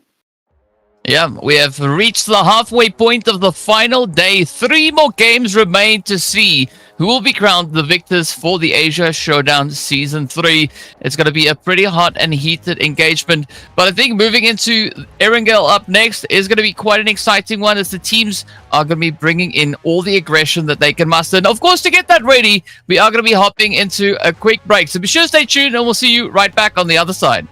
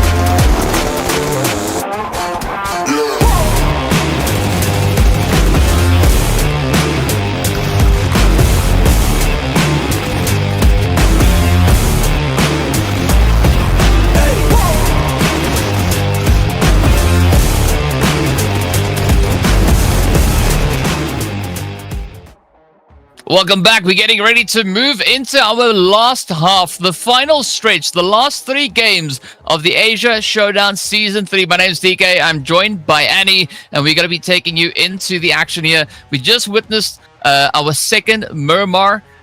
It is going to be that turning point. I'm expecting the teams really now to step up with the aggression moving into this last 3 games here, Annie. Yeah, definitely. I mean, you said it, last 3 games. So this is the last 3 chances for these teams to prove themselves on the leaderboards. And with that, actually, I just saw like the previous games, there's a different winner, chicken dinner winner for each map. So this is going to be really volatile. This is going to be a lot of surprises in the next 3 games. So I'm really excited to see who will suddenly prove themselves worthy and who will fall off in this next Erangel map. So with that, we've seen these teams in Erangel before. We've seen how they played. So whether or not they're going to be learning from their mistakes or will they be making the same mistakes next, we're going to be finding out later on. Yeah, there's only one way to know is we'll have to see what that what that flight path and zone brings, and of course where these teams get to go. Now the last zone we have, the last match that we had over on Erangel, of course, went to that western side of Gatka, out in the middle of nowhere. So I want to see where the teams will have to move towards this time around. Are we going to get a position maybe a little bit more towards the north? Is it going to go up into Yaznaya Polyana? Could we maybe have a military island finish? I don't know. Yeah, I mean, that's gonna be pretty crazy, especially if it goes down to the military base. I mean, all those chaos and the 2 bridges going there in the middle of the game. That's gonna be pretty exciting. But of course, we don't know where that circle is gonna go. So we're just gonna be, watching how this game is gonna play out. And of course, we're probably gonna start it really soon. But right now, I don't really have any solid guesses, but I'm really liking EARENA's performance right now. And of course, ASC as well. They're doing quite consistently, relatively. And of course, Boom Esports, I'm really hoping to see the same kind of performance later on. But that's going to be something we're going to be seeing later on. Yeah, we want Boom Esports to bring the boom into the games here. They've got a few more to go. So the pressure is going to be on HORAA Esports so far today. I'm not quite sure what's happening, right? They got 2 points in the last match. And before that, in the previous Erangel that we saw, they also made a bit of an effort there. They got 10 points. So it's not necessarily all downhill just yet. But we want to see if HORAA is going to look to contest for the pole position, for the biggest share of the prize pool, they're going to have to up the ante. They're going to have to bring all the pressure that they can. So, yep, the stakes are getting increasingly high as the teams are moving further and further through the day. And, after this match, there's only going to be 2 opportunities left for the points for the teams rather to secure points, and not for the points to secure teams, because that's not a thing. But so we'll see pretty soon what they are going to be bringing. You got to give it up, though, to BIGETRON by Vitality. One of the only teams on the first page that are holding very strong, and they've not found a single...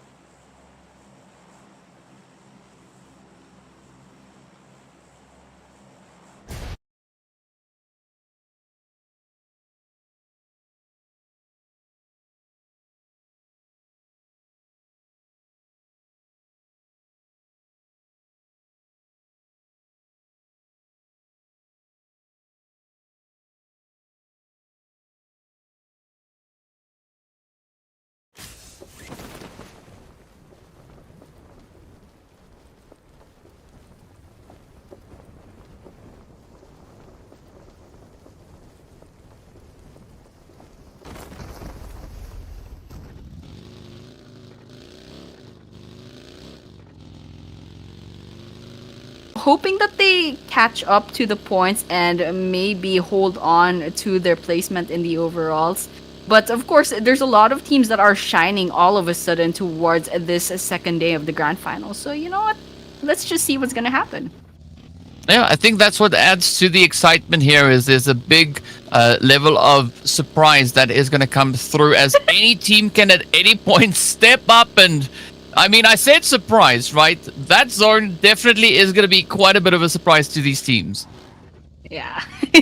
Yeah, I said like maybe that circle's gonna go to the Milter Power, but it really did. And this is gonna be interesting because there's a whole handful of teams that landed just outside of that circle, and a lot of teams that are still going on towards the western side. I mean, just get those vehicles, not gonna be a problem, but of course those teams that landed within the circle, they're definitely gonna have just a little bit more advantage. And we're seeing still 68 players on the ground and 17 teams, so I think it's a bit of a quiet start to this game. Not much early engagements. We can see Alter Ego Ares, they're already in their vehicles looking for a better place to kind of land about, but they spot another team already, and they have some guns, so there's potentially maybe an engagement gonna happen, maybe some eliminations, but for now it doesn't seem to be that way. Yeah, a little bit of a potential hot drop that we saw coming through between Alter Ego and the players then from Tribe EROMACY. EROMACY, though, they got to look to move onto the high ground, potentially, of Shelter and the surrounding area. We do also have A1 in the same position here, so 3 teams, potentially maybe even 4 teams, could be looking to vie for some of the loot that we have available. And I think that's what makes the looting phase so interesting, is if a team comes in with a good drop, a good angle, they could definitely get the jump on the competition. Speaking about jumps, Champion Esports and Vampire finding themselves in a bit of a standoff. Ooh. I mean, they're both just kind of hiding out right now. None of them want to make the first move at this rate. And so with that, I mean, it's a smart move. You don't know what kind of, like, equipment the other team has. You don't know if you stand a chance to go against them. And so with these two teams, they're kind of just waiting it out, seeing if they could get a pick off from waiting about. But once again, just in this raid, it looks like Vampire Esports actually gets the first shot, gets that first elimination as well. Once again, Lazarus, the previous MVP, gets the first blood for this map. Well, Lazarus starting us off, getting this party underway. We can see a little bit of damage spread across the teams here. BTR also having a little bit of that health being removed from them. But this was that first conversion. Now, Alter Ego. Ooh, they've caught scent of A1. It is going to be Deathstorm now, just trying to get the heck out of Dodge, but that scent is just there. Alter Ego could really look to wrap this one up and add their first point on the board for this game. The shot is now coming into play. Rosemary getting hit mid-air. A lot of jumping all over the place. Alva needs to step it up, because so far, it does seem like A1 is going to clean it up. It is going to be Moana holding steady here. Deathstorm still doing an absolute amazing job now. Alva, will you be able to save the day, though? Oh my gosh, this made me really nervous, because these two teams are just picking off one of the other. We're seeing trades of eliminations. And with that, Alter Ego Ares actually says goodbye for now. Well, there we go. A very abrupt end to the play here for Alter Ego. So I think it is safe to say that they might maybe manage somehow to hold on to 5th place, unless Vampire Esports decides that they have other intentions. Based on what we've seen so far, that could maybe be the play here. But Tribe EROMACY, they have a golden opportunity here to sneak in a few cheeky elims. As you can see, 3 players from A1 position down below. That's, of course, all that's left of A1. So Sinister could be the next one to get sent away. And unfortunately, A1 just came out of another engagement. This is unfair. Tribe EROMACY is like fresh off of looting, and A1 still licking their wounds. They're inside of this warehouse. They have 1 player knocked down and 1 already down on the ground. And with that, they're getting bombarded by throwables. Not looking good for A1, but still, perhaps they can turn this around. But then again, they're going against ASC, our #1 team right now. So let's see how this plays off. So far, they're surviving. So far, they already have 4 eliminations on their side. They have a good start to this map. But the question is, Will they be seeing the end of this map after ASC is done with them? Let's see. Well, let's see if there's maybe some hope left here for A1. A very strong response to the send coming through from Tribe EARENA, who now, I'm not quite sure what their play is going to be here. Tricks just kind of holding off in the distance, not going to be looking to send it up just yet. We do see quite a few other teams now getting involved in the feed as well. Everybody's starting to come to the party. Say Cloud is going to be the next one to find a beautiful bit of a spray. Example, going to try and stay healthy as they get on the bicycle, looking to rotate up in towards the zone. Meanwhile, it's going to be Cyclone and the rest of the team rolling up in the monster truck. Sem9 now sending it up into farm.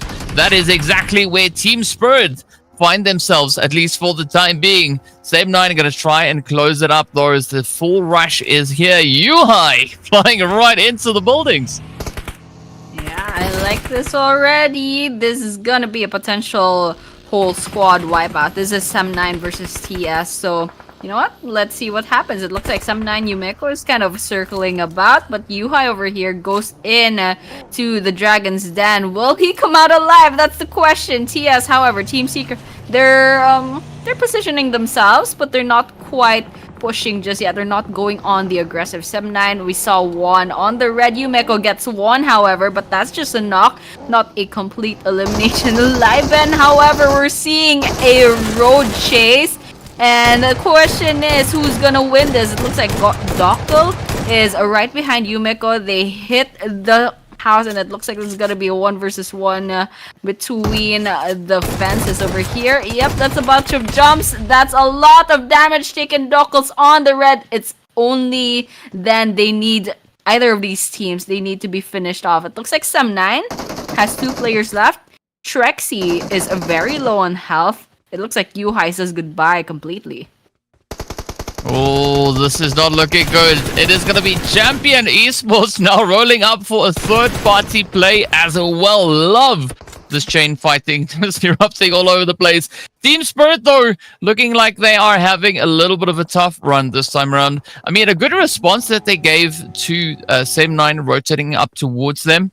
But let's see whether or not they'll be able to survive any further. Now, Tribe EARENA much further away from the rest of the lobby, ensuring that they can come in right at the last moment to strike fear into the lobby itself. Now, Team Secret looking to quickly just re-strategize, reposition, and maybe come in with a bit of a response as they are just trying to get a good read on what exactly is happening up in farm. Yeah, I mean, all eyes on Team Secret and Sem9 right now. And it looks like Team Secret recovered quite well. They still have their full roster. They got their 2 pickoffs against Sem9, but it looks like they can't quite finish off the rest of Sem9. We're here. They're just trying to see what's the best way to approach this. But over here, we can see YANGON Galacticos. They're trying to surround another team over here. Let's see if they can get that kill in the bag. But for now, it's just going to be a chase. It looks like YG is actually down to 2 players left, but still they're going on the aggressive. They're putting on their gas pedal here to try to get this pick off in the bag, and they already have 3 kills in there. And now that is the 4th. VOIN Donkey ID will be going down by the hands of YANGON Galacticos. Yeah, I mean, Romeo Boy deciding he's not even going to use any ammo. He's just going to run down the opposition and one away to close it out. Up in Potato Hill, we do see what is a few semblance of the Vampire Esports side. It is going to be Lazarus, the one who started us off with the first blood. Now just rotating up into the zone. EARENA, Tony K, locking down the edge of zone. So Vampire Esports finding themselves in a little bit of trouble. Ooh. Not quite sure if they are going to look to respond or will now choose somewhere else to rotate up towards. Oh man, Tourniquet denied that vehicle elimination. So close. But that was quite entertaining. But still, EARENA, they're still up in the running. Still, all 4 players standing already with 2 eliminations on their side. Whether or not they'll show us the same kind of performance from the previous map, we're going to be seeing that later on. But for now, we're going to be looking at DRS Gaming. Let's see if they can pretty much redeem themselves in this next map. I mean, DRS, they got picked off quite early on last game, and RQ at the distance also trying to fight against them. Let's see how that ends up. DRS Gaming, they have pretty good positioning all throughout this this bridge. There's a lot of chances for gatekeeping, but so whether or not they'll survive this, especially since they've already lost one player and one player is almost on the red. Let's see how this plays out. Yeah, I mean, for the side of RRQ, it is going to be essential for them to try and push forward, right? They were making their rotation up in towards the zone and then met the opposition, which was DRS Gaming. RRQ, though, looking to get a little bit more of that elevation going. Samsa looking to get all the angles unlocked. Lapar, yeah, experiencing gravity, right? It is an unfortunate thing, but that is just how it works around here. Nuga is going to be the last one on that far back end. The rest of the squad up on the front line looking to get those reses potentially secured, bringing them maybe back into full form. We do say goodbye to YANGON Galacticos, though, as they won't be making it any further in this game. Out they go. HORAA Esports, though, going to be sitting comfortably here with one elimination up as they move towards that northern side of zone. Now rotating up, and it is going to be Shelter. A1 already occupying this area, so we might be in for a little bit of a crossfight here. Yeah, and I know HORAA is gonna be trying to redeem themselves, trying to reclaim that number 2 spot that they held in the previous game, in the previous games. And so with that, they're gonna be seeing another team over here. They're gonna be seeing a potential fight that they're gonna be taking. Whether or not they'll be getting some eliminations from this engagement, we'll be having to see. But right now, it's No Fear that's gonna be just turning around in their vehicle, but unfortunately not getting any bullets just yet. For now, we have one elimination and another squad hovering about. Potential eliminations on their side, but unfortunately, we're not seeing any knocks just yet. Yeah, so far A1 holding up pretty good with their defense. As HORAA, they've not been able to gain any territory. It is going to be Sinister falling back with the rest of the team, looking to just fortify their initial angle, but it is going to be Jiggle to deny that play coming through from Sinister as the shot connects on up, and that is one player down. Now, Sinister going to look on as the rest of the squad from A1 will decide to disengage here. You're not going to be seeing that rescue played at just yet. HORAA going for all the different angles and strategies. Sleepy, quick execution with that S12K. But off in the distance, we do see yet another team holding up into the compound. So there could be quite a bit of that chain fighting coming through here. We also say goodbye to Vampire Esports. Out they go. Team Secret, though, is going to be the team to claim them as their points. Yeah, finally, something happens in that part of the map. But right now, we're still looking at HORAA, hoping that they'll get the points that they need to reclaim their spot. But of course, nothing's happening just yet. We can be turning our attention to BIGETRON by Vitality. It looks like TALON Esports is within the vicinity, but unfortunately, we're not seeing BIGETRON by Vitality making any moves just yet. That goes the same with TALON, but slowly but surely, I can see Champion from the southwestern side hovering about as well. And I'm not liking the position that Federalis is in because he's getting sandwiched by these 2 squads. And with that, if he's going to go out with that card, it's probably going to make a lot of noise. It's going to give a lot of information to both of these squads. But you know what? If it works out, it'll work out. But BTR, it looks like they're going to be potentially rotating out of this area. Let's just wait and see. Yeah, only time will tell. BTR, unfortunately, also going to be holding on to a 2-2 split. So if something goes horribly wrong on the front line, they do have another strategy to try and play at. Now, Champion Esports could find themselves a few bits of damage as Tribe AEROMACY comes rotating on up. Delta spotting out a bit of movement, looking for something here, but it's going to be Rig and the rest of the team now being forced out of their vehicles. They can't move up quite just yet. It's going to be HORAA just applying a little bit of that pressure coming in from the edge. And also the cross-fighting coming through from TALON up on the high ground. Quite a bit of reach here. HORAA, though, with a wide 3-1 split. We do see Sleepy all the way back. Or rather, it's a 2-1 split here. As you can see, Sleepy just up in the edge of the building. a wide rotation that we've had come through here, as HORAA is now fully committed to farm itself. Are they going to be able to farm a few eliminations?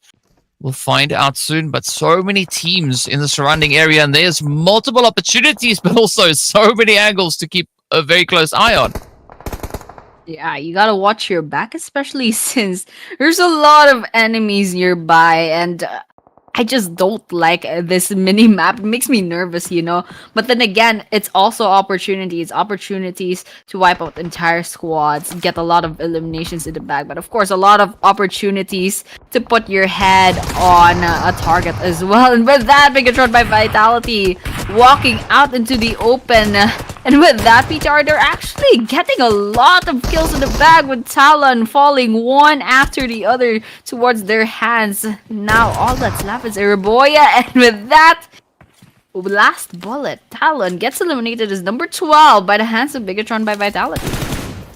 Yeah, a very swift and efficient move coming through there from BIGETRON. But now it is going to be DRS looking to claim their own as they find EARENA moving up Joker for the time being, just trying to distract ever so slightly. They want to see if they can climb to that res. Molman on the front line, beautiful shot coming through here from Samsa, or quite a bit of damage getting dealt into the side here of EARENA as they get taken away. Off they go. 3 points now up for DRS. Down to 10 teams we go. And DRS, one of those only few remaining teams yet to find a good position moving into this next zone. And with that, I mean, DRS, they could redeem themselves in this map. They're still alive, and there's still 10 teams left standing. That's 34 players as well. And of course, that mini map is not doing well for the nerves of these players. But of course, PTR is outside of the circle. I don't know if this is part of their plan, but of course, if they're gonna go in, they better not be gate kept by this hovering team over here towards their western side. But of course, there's a lot of bullets coming in the small camera. It doesn't seem like any of those bullets are connecting. Nothing's popping up in the kill feed, but of course, going back to that circle, it's getting quite small. The teams are still a little bit spread out, but hopefully we're going to be seeing some action later on. Yeah, we've got 2 minutes and a bit of change left until we'll move into the next phase. So the opportunity is there for the teams to try and establish something moving through here. But Annie, I think just looking at what Boom and of course the side of DRX could maybe have cooking over here, HORAA could be in for quite a bit of a play against them, even the players here from Tribe AEROMACY. Yeah, I'm seeing AST over here, Tribe AEROMACY. They have the high ground, but unfortunately, they're also out in the open. So that just gives Boom Esports so much opportunity to kind of just try to throw some bullets towards their side. And of course, AST, they're surviving quite well. They're just hiding behind whatever they can hide on. And Boom Esports is just putting a lot of pressure on their side. But of course, we're seeing DRS, unfortunately, down to their last 2 players in Cyclone almost saw heaven just right there. They're already half their HP. And so with that, you know what?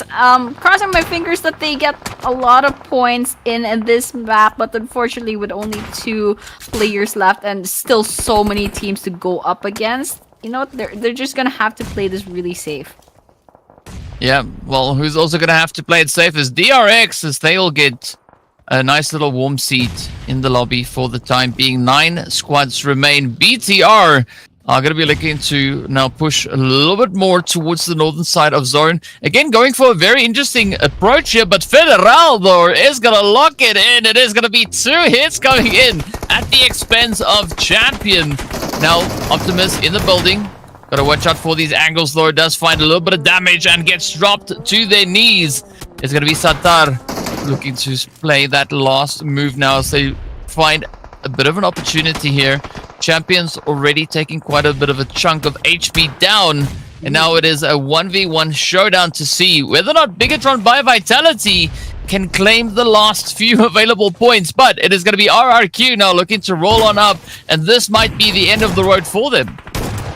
I mean, there's so many teams in this vicinity, and one after the other, people fall. But BIGETRON by Vitality will be saying goodbye. I mean, they had the numbers disadvantage, and you saw how many people coming about. RRQ marching in with their 3 players. That was like a death march towards your side. It was absolutely crazy. It was scary actually, but of course RRQ, they're doing quite well. They have 6 eliminations and they're 18th place in the leaderboards right now, but they're trying to shine. They're trying to tell people that they're still up in the running. But I think he ran over himself unfortunately, but with that was just a knock. Let's see what's gonna happen with RRQ right now. Yeah, that knock has not yet been converted into an elimination, but it is going to be RRQ now looking to do exactly that. Cyclone holding steady just up on the balcony there. They are going to be feeling quite a bit of heat as, well, the send is very imminent. You can see RRQ getting ready, prepping all the grenades that they can find, getting their team back into a full force as they come through with a charge here. Cyclone gonna try and play a little bit of a defensive position, but it's not gonna be an easy one at all. RRQ has found the mollies, they found the entry, and they could potentially find that elimination right about now as well. Ooh. RRQ is so scary. They push in with all of their players, and that just looks absolutely scary if you're just like all by yourself. And I mean, it worked out for them because they're racking up a lot of eliminations on this map. And with that, you know what? Unfortunately, they didn't get this kind of break in the previous maps. And now they only have 2 chances after this. But of course, as I was speaking, A1 Esports does get eliminated off. And we're down to our last 5 teams. That will be AST, Boom, RRQ, HORAA, and TS. And so with that, lots of these teams still have a lot of players, either a 3 or a 4-man team. So this is going to be really interesting. Well, Broom getting absolutely ripped apart as they try to rotate up. They still have 0 left looking to hold on for the time being. And it's looking pretty grim, at least on the side of Broom here. As you can see, 0 just sitting in the warehouse, wondering what on earth just happened to the rest of their squad. Meanwhile, it's going to be HORAA Esports looking very confident. Yes, they only have 2 eliminations to their name, but they came into this match sitting quite comfortably with a decent chunk of points already secured. Now, looking to add placement points to the overall tally. No Fear finding a beautiful spray onto GK, and this is that conversion coming through now. HORAA locking it up, lining it up, spray after spray, hitting in onto the points. Boom Esports getting eliminated as they will not be holding on any longer. Sleepy, on the side here from HORAA, yet to find some eliminations, but this could now be a very aggressive shift coming through from the zone. Jiggle though, getting picked up as Delta spots them out in the open.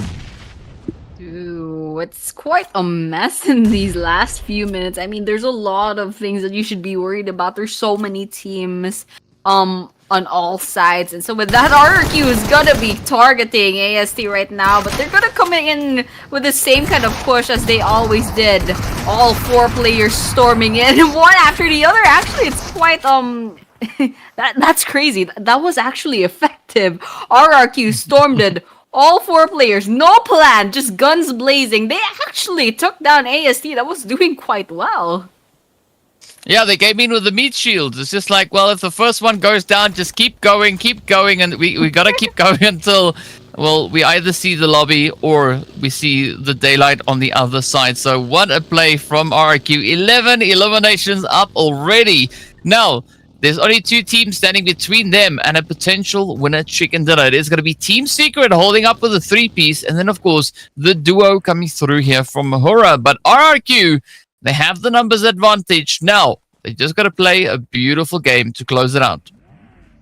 Yeah, absolutely. I think they have a chance over here, especially since they have the numbers advantage. We're looking at HORAA with only 2 players left. Team Secret with 3, and one of their players just lost a huge chunk of their health.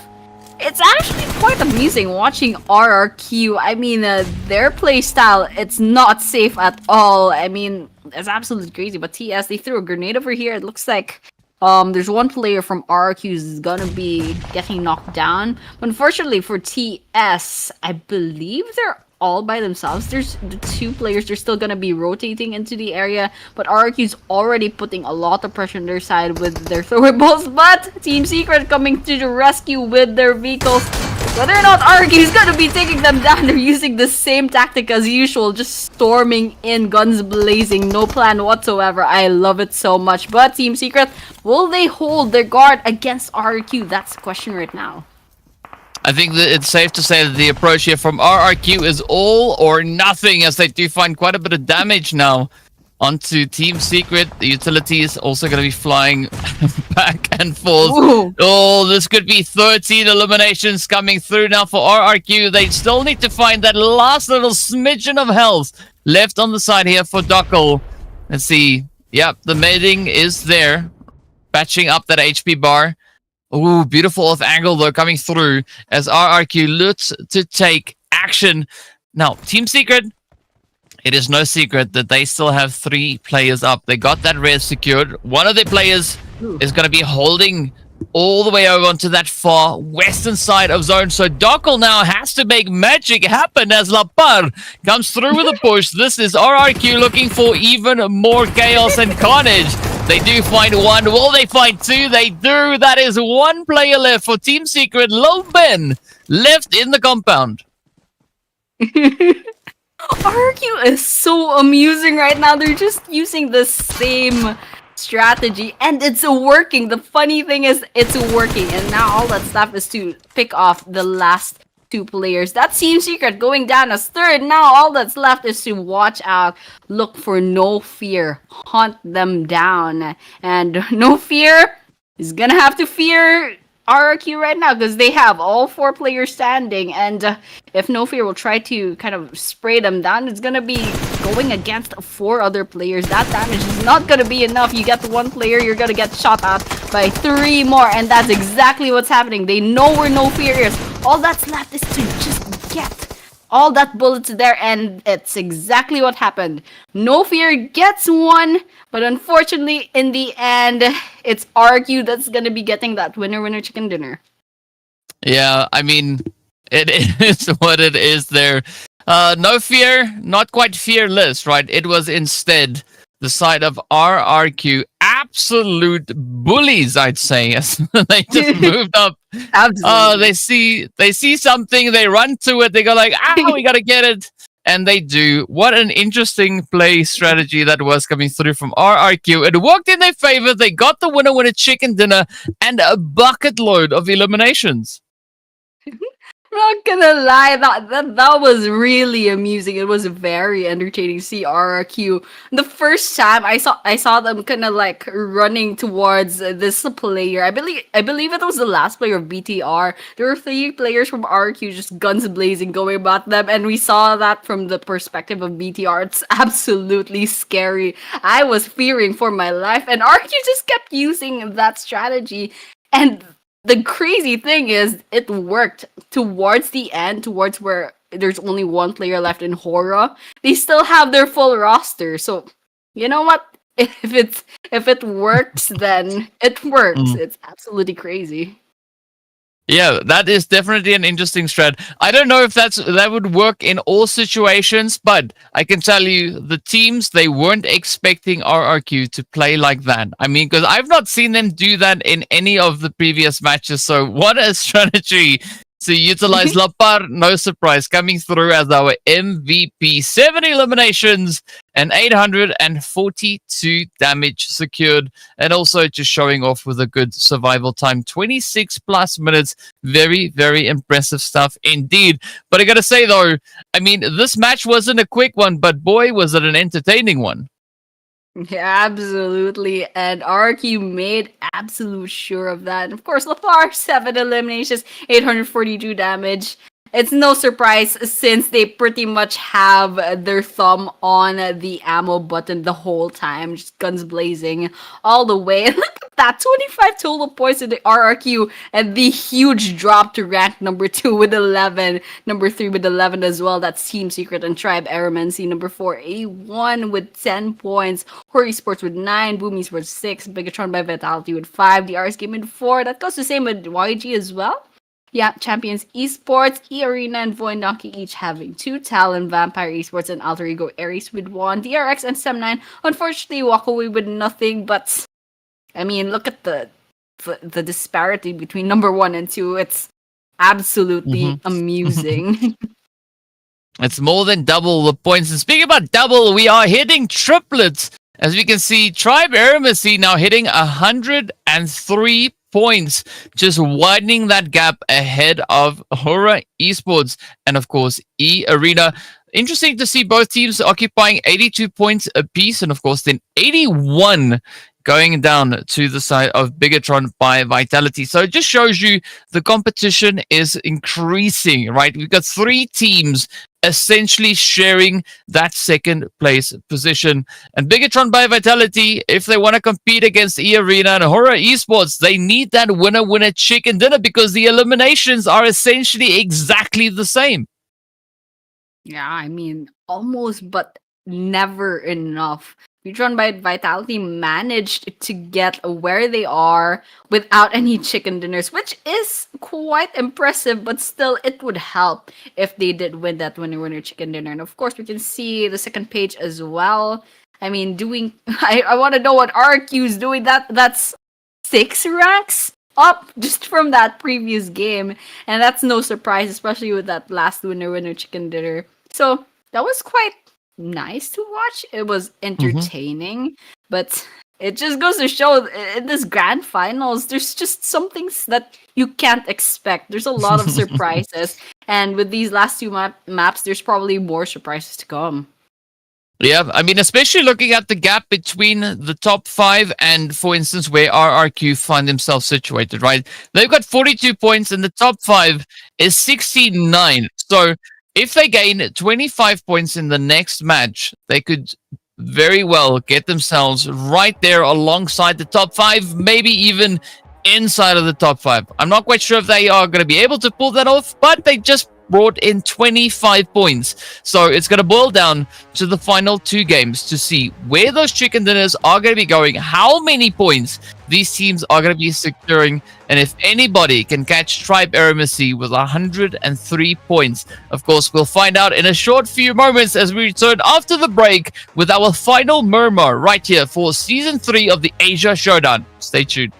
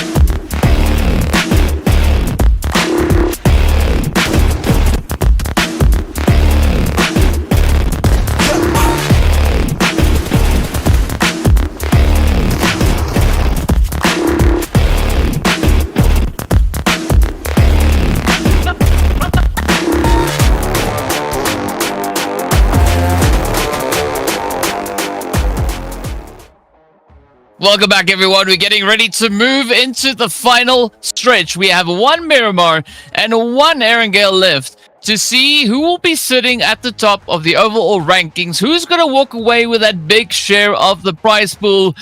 Your guess is as good as mine because I honestly don't know. So far, it seems like Tribe AEROMACY, there's a good chance that they might be able to secure it, but it is going to depend quite heavily on what HORAA Esports and EARENA, as well as BIGETRON by Vitality, are going to be doing in these next two games. My name is DK. I'm joined by Annie, and Annie, I'm wondering whether or not BIGETRON by Vitality could maybe be opting to get their hands on a winner chicken dinner.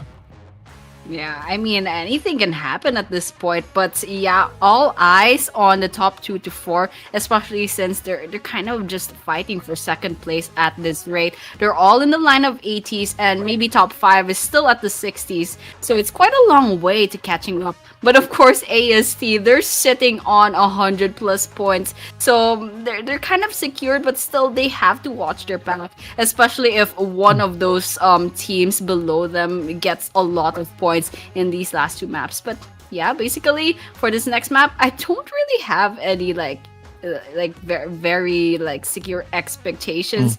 But other than that, I'm just expecting a lot of chaos.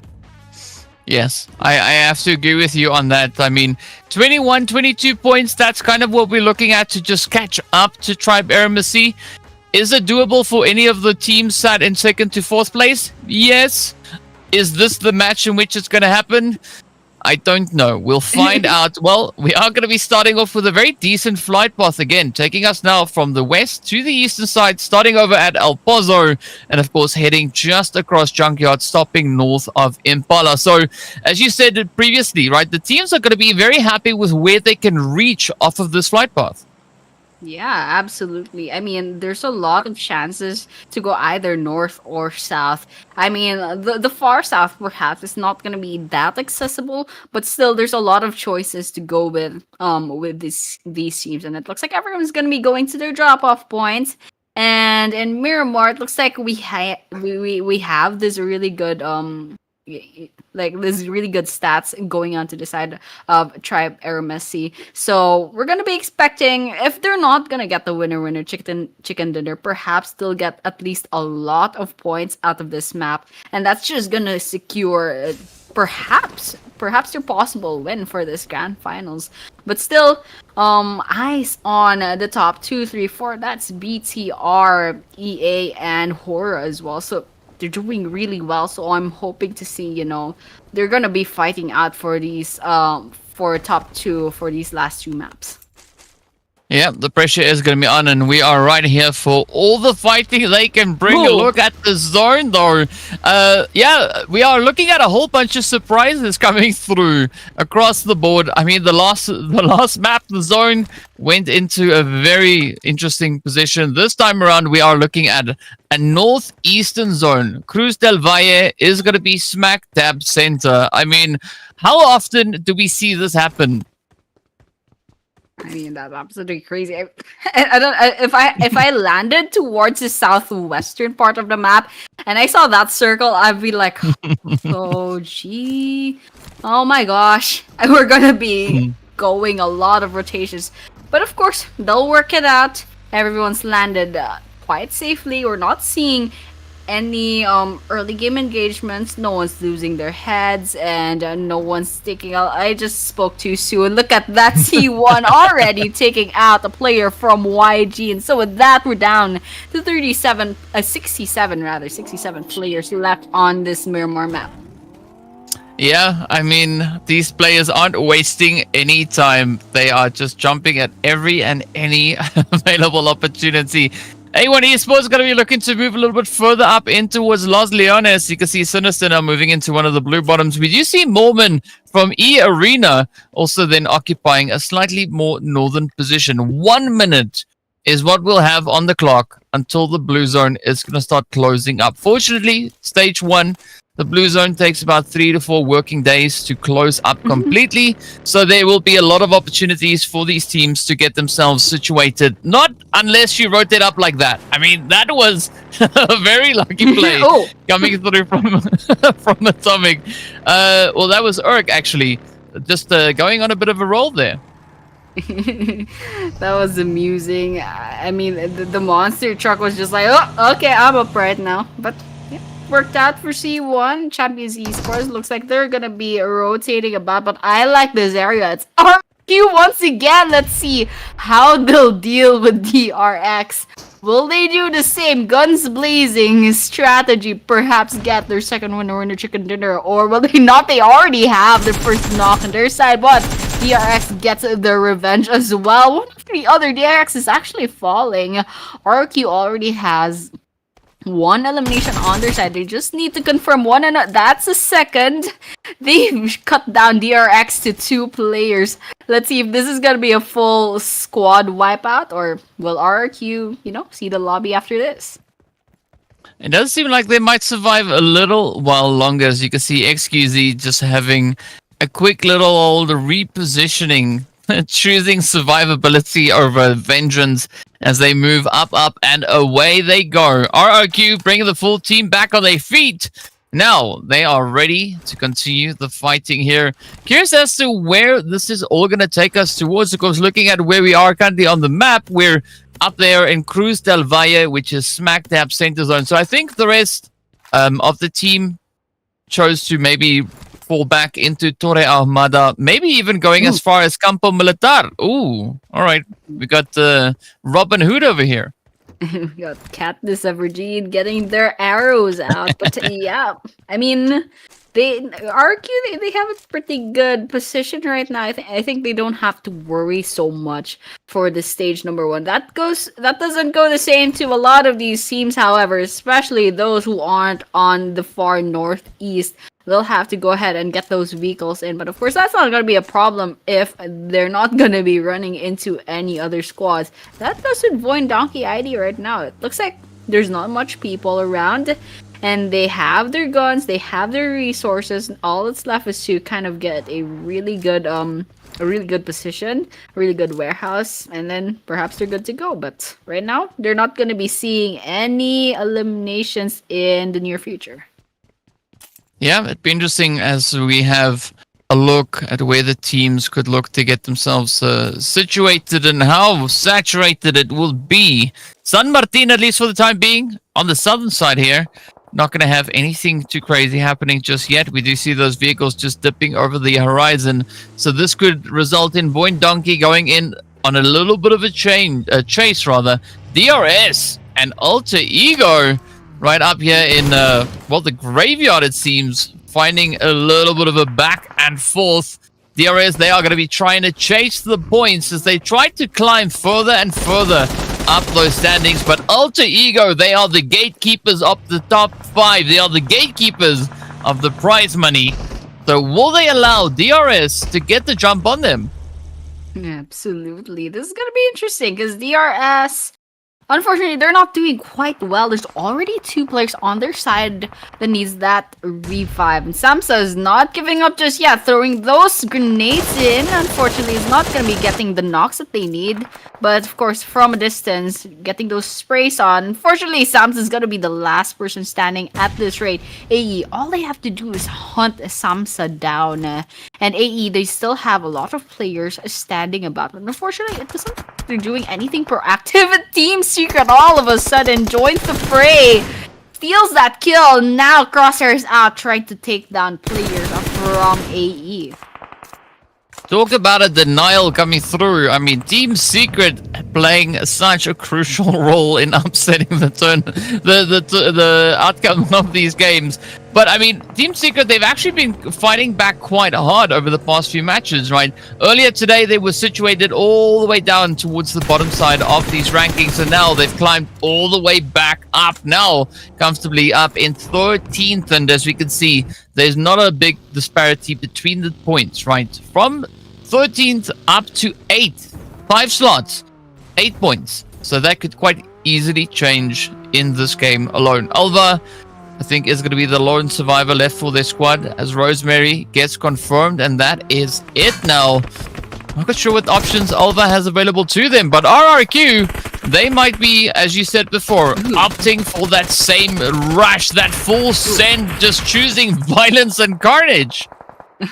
didn't work though. Alter Ego Ares finally gets wiped out from their last player with RRQ's Nuga just spraying them about, actually getting that kill. But unfortunately, Team Secret, they spotted RRQ. They got a few bullets in, but it's not enough to knock down the players of RRA. La Power just kind of slipped over there. That was pretty funny, but yeah, it looks like RRQ's, they're gonna be preparing for the siege against a Team Secret. But right now, I don't think they have enough information to go ahead and get that strategy and, you know, guns blazing and everything. It looks like they'll be waiting their time until they find a good opportunity to get those kills. Yeah, sometimes a little bit of waiting can go a very, very long way. We see quite a few teams capitalize on that opportunity, moving themselves into position and then choosing the opportune moment to strike. Speaking about striking, RRQ will get one of their players struck out of here as BTR moves in, seizing a quick cheeky spray down, or run down rather. BTR now getting a little bit of that response here from RRQ. But I feel it's a little bit too late, right? The damage has been done. They can't bring their teammate back into the fight, so they're going to have to make do with 3 players up. Nuga, though, on the front line, going to be keeping a little bit of overwatch, ensuring that there's no surprise maybe coming through from BTR. Tribe AEROMACY, though, they could find HORAA right here alongside them over on the western side. Tribe AEROMACY is going to be joining the fray. Still 0 eliminations and all 4 players standing, and there's a lot of noise coming about in their surroundings. So, you know, it's gonna be like a potential engagement sometime soon. It looks like Team Secret is gonna be going away from that area, and they're just gonna be trying to see if they can find any other engagements, any other potential kills in this area. But it looks like there are only 2. Maybe this is perhaps a split push. Not sure if the map says so. But yeah, EARENA is also within the vicinity. Potentially a Team Secret versus EA in the near future. But right now, it looks like Joker will be getting that first knock against their side. Ooh, Dockle getting run over as 456 comes in swiftly with that vehicle approach. Now, DRX, yeah, they're going to get absolutely bullied again as the push is there. You can see Big Mama and XQZ just trying to survive, looking for some way out of this. But EARENA, they are now focusing on one thing and one thing only. That is to secure the points, secure the compound, and plant their flag right on it. RRQ, though, might look to upset this whole situation. Yep. Oh my gosh. Tourniquet goes on the red. It's actually 2 players on the side of EARENA that got knocked down. 456 did get revived. Tourniquet, however, a little bit nervous on their side, but of course not gonna stop the rest of the players of EARENA from storming the building. They know they have the numbers advantage, but unfortunately it's not working well against them. In order to get 1 player down from the side of DRX, they unfortunately got knocked down twice. And so with that, looks like Tourniquet will be saying goodbye. Mormon still alive. Unfortunately, the last 2 players are just steamed up at this point. RQ joins the picture. Guns blazing. Gets EA one after the other. Look at the number of eliminations RQ has right now. 7. Whatever they're doing, it's effective, it's amusing, it's entertaining, but it's effective. So the last lap goes to RRQ. Yeah, well, already 7 eliminations, and with 12 minutes in, things are really heating up now, as it is going to be XQZ trying to just fend off any potential advances. The Molly is now going to be doing their thing as Nuga gets lit up by, I think, maybe their own Molly. Let's hope that wasn't the case here. But XQZ just holding on. Here comes the send. Oh, the footsteps are there. The damage lord getting sent up. Nuga now in the danger zone. And oh, back in the lobby they go. No, I was rooting for that. That was really entertaining. But fortunately, it just wasn't working out for RRQ. They couldn't use the guns blazing strategy at this point, especially since there was 2 floors. It wasn't the open field, and there's a lot of grenades, mollies coming about, and it just didn't work out in their favor. But DRX, they're down to 1 player, and that's thanks to partially RRQ as well. And so with that, we're gonna be turning our attention to the rest of the squads. I mean, we're looking at Vampire Esports right now.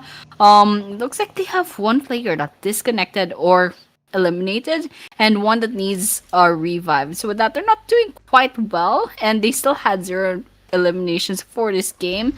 But for everyone else, it looks like VOIN Donkey ID is nearby another squad. So let's see if they'll get any eliminations out of this. Yeah, we do see Yoru and the rest of TALON just holding on the side there. You gotta give it up to RRQ though, right? Nice try. That showing of aggression did award them 7 eliminations, Annie. So it's not all lost, right?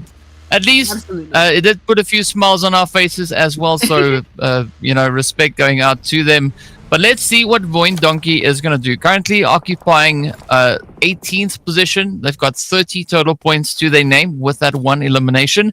Are they going to be able to find more? Or are they going to go out and just try and be a little bit of trouble for the rest of the teams? I hope that they opt for the trouble route, because it would be also quite exciting to see what they can do. But we'll find out what is going to be the play of the day here from their side. Speaking of trouble, I just peeked at the leaderboards. Arky's all the way up to 8th place. And I remember 2 games ago, they were actually 18th place, I think. They were like dead last on their leaderboard. It's just insane. So, you know what? That was pretty funny. That was entertaining. But right now, unfortunately, they're going to be saying goodbye. And so that we're just going to have to watch the rest of these teams. And everyone's kind of playing properly right now. It's TALON versus VOIN Donkey. Looks like none of them are kind of like overstepping at this point. They're just trying to see if they can get a really good angle to get some bullets in. But unfortunately for these both teams, they're not finding the angle that they need. Almost got ran over there, but it worked out. So let's see what's going to happen. Yeah, I mean, RRQ jumped 10 slots in just the past 2 games, right? If they can maintain that 8th position that we see them in right now with the 7 eliminations, right? 10 slots, 2 games. 2 games ago, they were in 18th, as you've said. They jumped up into 12th place. Now with the 7, it's moved them up into 8th place. But it's going to be pending all the other teams behind them and what those performances will be. But yeah, I guess if you choose to just come in with a bit of that shock and awe, you could end up smiling at the end of the day. So an absolutely phenomenal performance there from RRQ. Champions, though, we can see they've already secured themselves 3 eliminations. They came in with 34 points. They've now moved into 15th position temporarily. A beautiful bombardment coming through the utility over onto Team Secret. Little Ben getting picked up right as they try to dip out of there. Yeah, Champions Esports putting a lot of pressure against Team Secret, and it's working out for them. It looks like TALON, however, off screen, they did get picked off. But a while ago, I saw the mini map where Champions Esports was. There's a lot of teams coming about, so it's gonna be a pretty hard game. Oh my gosh, that was a beautiful grenade landing from the side of Tixiante from Tribe AEROMACY. Absolutely crazy damage. They got 2 at this rate.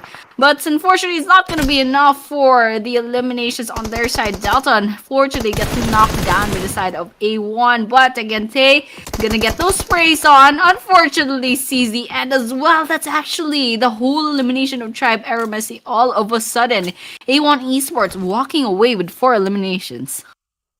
Yeah, not a bad run here for A1. They are going to be looking to be the one come end of match. Will they get it? They might get the chicken, but they're currently in 8th place, so might as well keep pushing. We only have so much time left until we get to the end of this event. YANGON Galacticos, though, talk about an Overwatch position, right? Say Clouds staying true to their name. Really high, they could almost be in the clouds. And now trying to see if they can maybe sneak a cheeky spray into the side here of, well, any team in the vicinity. It's gonna be a bit hard though, because Cloud's gonna be the only one in their team left, and their whole squad just disconnected as well. Like, bro, you're on your own. Good luck with that. But I think what Saycloud can do at this rate is kind of stay alive until, the placement points start rolling in. But of course, we're looking at Sem9 right now. They lost one player. They have 2 eliminations on their side. Firen is ready to fire up their grenades. Fortunately, I don't think it's gonna be resulting into anything coming up in the kill feed. But right now, VOIN is a bit in trouble. I mean, they're doing quite well with 4 eliminations, but they are up in the open field, a little bit nervous with their positions. But that goes the same with Sem9 as well. They're also out in the open. While I was speaking, DRX, somewhere out there, they lost their place in the game. They're down to 10 teams.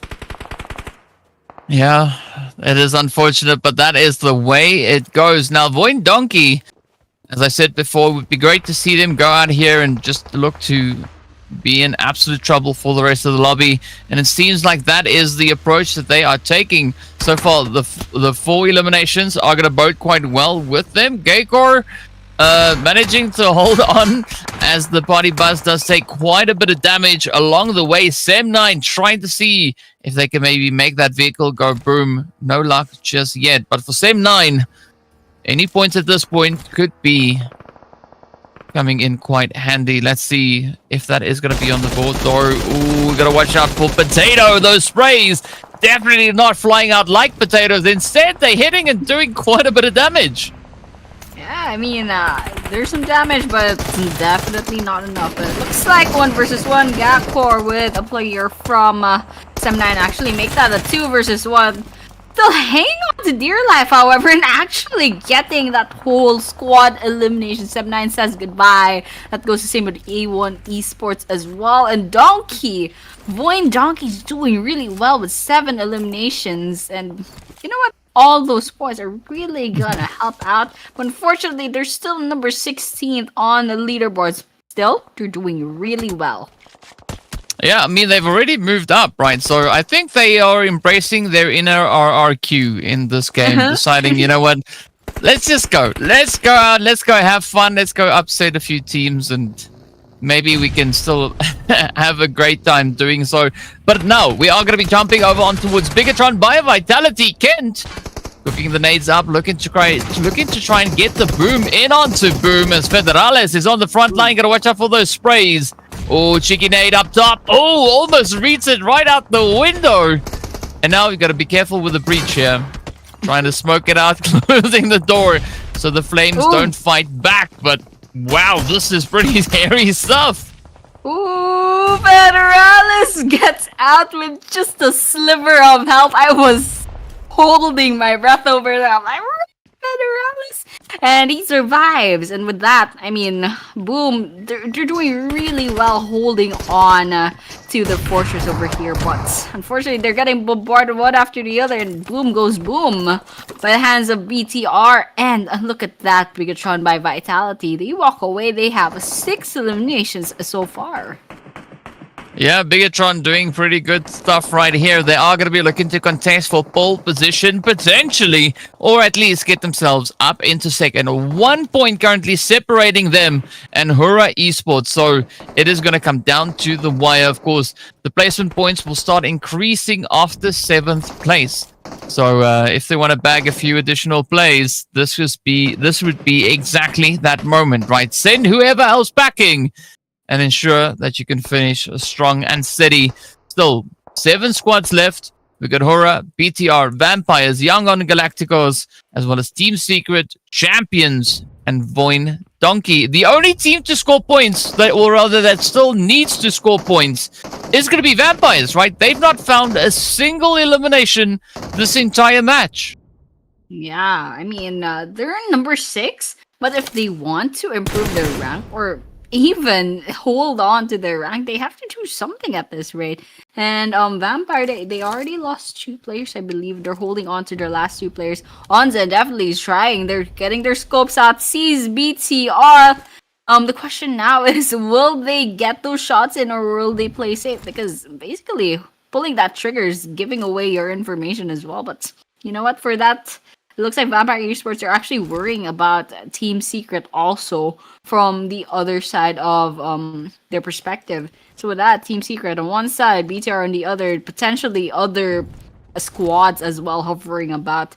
There's a lot of things to think about, and that's pretty much putting all these teams on a stalemate right now. Nothing popping out in the kill feed. I don't think there are any bullets even coming about. But that stage 6 circle, and they're gonna be moving on to stage 7 later on. Perhaps they're just gonna force these players to make a move.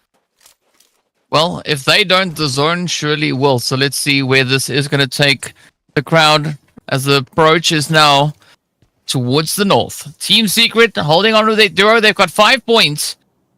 Are they going to focus in on Vampire Esports? Will they go feasting on the team there? They are so close.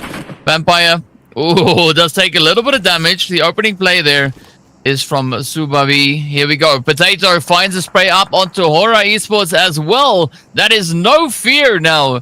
Getting picked up and put in a nice little parcel. Off they go.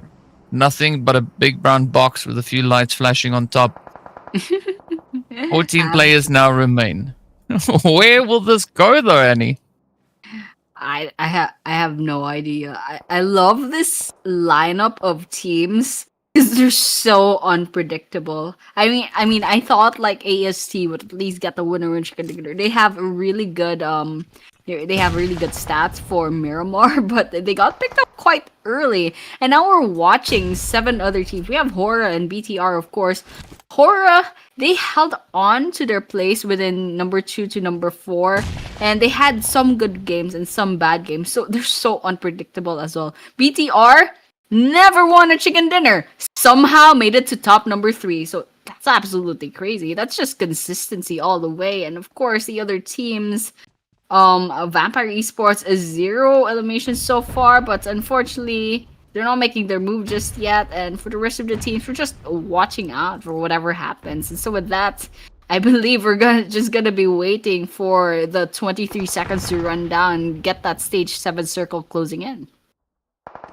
Yeah, at least we do see pretty much all the teams currently situated within the zone. Everybody except for Gaycore from VOIN Donkey over on towards that western side. But if it's up to Optimus, they will end them while they're in their prime. Down on the southern side, it is going to be Vampire and Team Secret. Oh, the quick hit is there. On then could definitely lock out this last one. Just got to find the final jump. The shots are in, and there we have it. Vampire Esports will lock in their first and only 2 eliminations for this game. They have only a solo left, so the odds are pretty much stacked against them. Balja coming through here from Champions Esports, now keeping a very close eye on the Vampire Esports angle here. Are they going to be able to get that jump? Will they get the flush? The nade is in, and the answer is yes. Vampire Esports, only 2 points. That's it. Well, of course, plus placement points. But yeah, that's it. Just 2.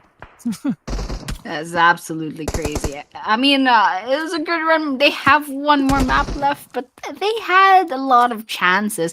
Unfortunately, it just didn't work out for them. Now we're down to 5 teams. That's VD, YG, HORAA, C1, and BTR. And looking at the number of players in each team, it looks like VOIN Donkey is the only one with like pretty good prospects. And even that, there's 1 player on the red needing that revive as well. And with that, YG and C1, they each have only 1 solo player left. It's not looking good for them. HORAA and BTR, however, still 2 players.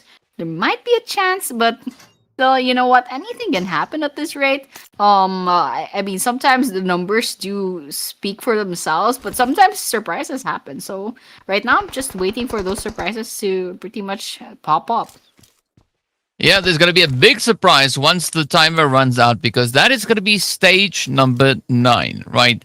This is the last circle, the last zone. From here, it is nothing but blue. So if the teams enjoy a little bit of that blue juice, this is not the time to get your buckets full of those. It is going to be absolute carnage, chaos, and mayhem. It's going to be sleepy from the side of HORAA. Looking to play on the high ground. 7 eliminations already up for them. BTR also with 7. And VOIN Donkey coming through with a very comfortable 8. And now it's going to be Jiggle looking to lock it in. Does find quite a bit of damage into the first. Will they find more? Not getting those knocks in just yet. but VOIN Donkey trying to wrap their way around, trying to get back into contention. They want to play for their zone positioning. The utilities are out. Ooh. They do find one. Mochi gets picked up. Now, will we see Potato and Razak actually surviving this push, or will they get the jump in on Jiggle? I love this push coming in from VD, pulling out the RRQ strategy. It actually works out. They take out Jiggle, and with that, the rest of HORAA as well. Now we're down to 4 teams, and VOIN Donkey, they were 3. They were out in the open. They were just walking around, and somehow, they actually survived, and yet YG just got eliminated off, and now they're part of the top 3. And so with that, C1 is down to 1 player, so they're the team that people are probably gonna expect is gonna be picked up, but unfortunately they get that sniper hit on VD, and now VD is down to 2 players, 1 needing that a revive. And so with that, it's gonna be a waiting game. We're in stage 9 of the circle. That blue's gonna close in. Let's see what happens. So Balja, the last one left here for Champions Esports, packing a few punches along the way, alongside their lunch. But now Federales and Optimus stepping up for BTR, sending out the nades, sending out the utilities, and looking to see if they can pick up a few easy trades up on the hill. But you got to watch out for VOIN Donkey, because they are not going to stand down. They are going to continue to push. They will try to advance the grenades. Getting pretty close, but look at the spray though. Federales locks in 1. Mochi is down. Actually, 2 is down.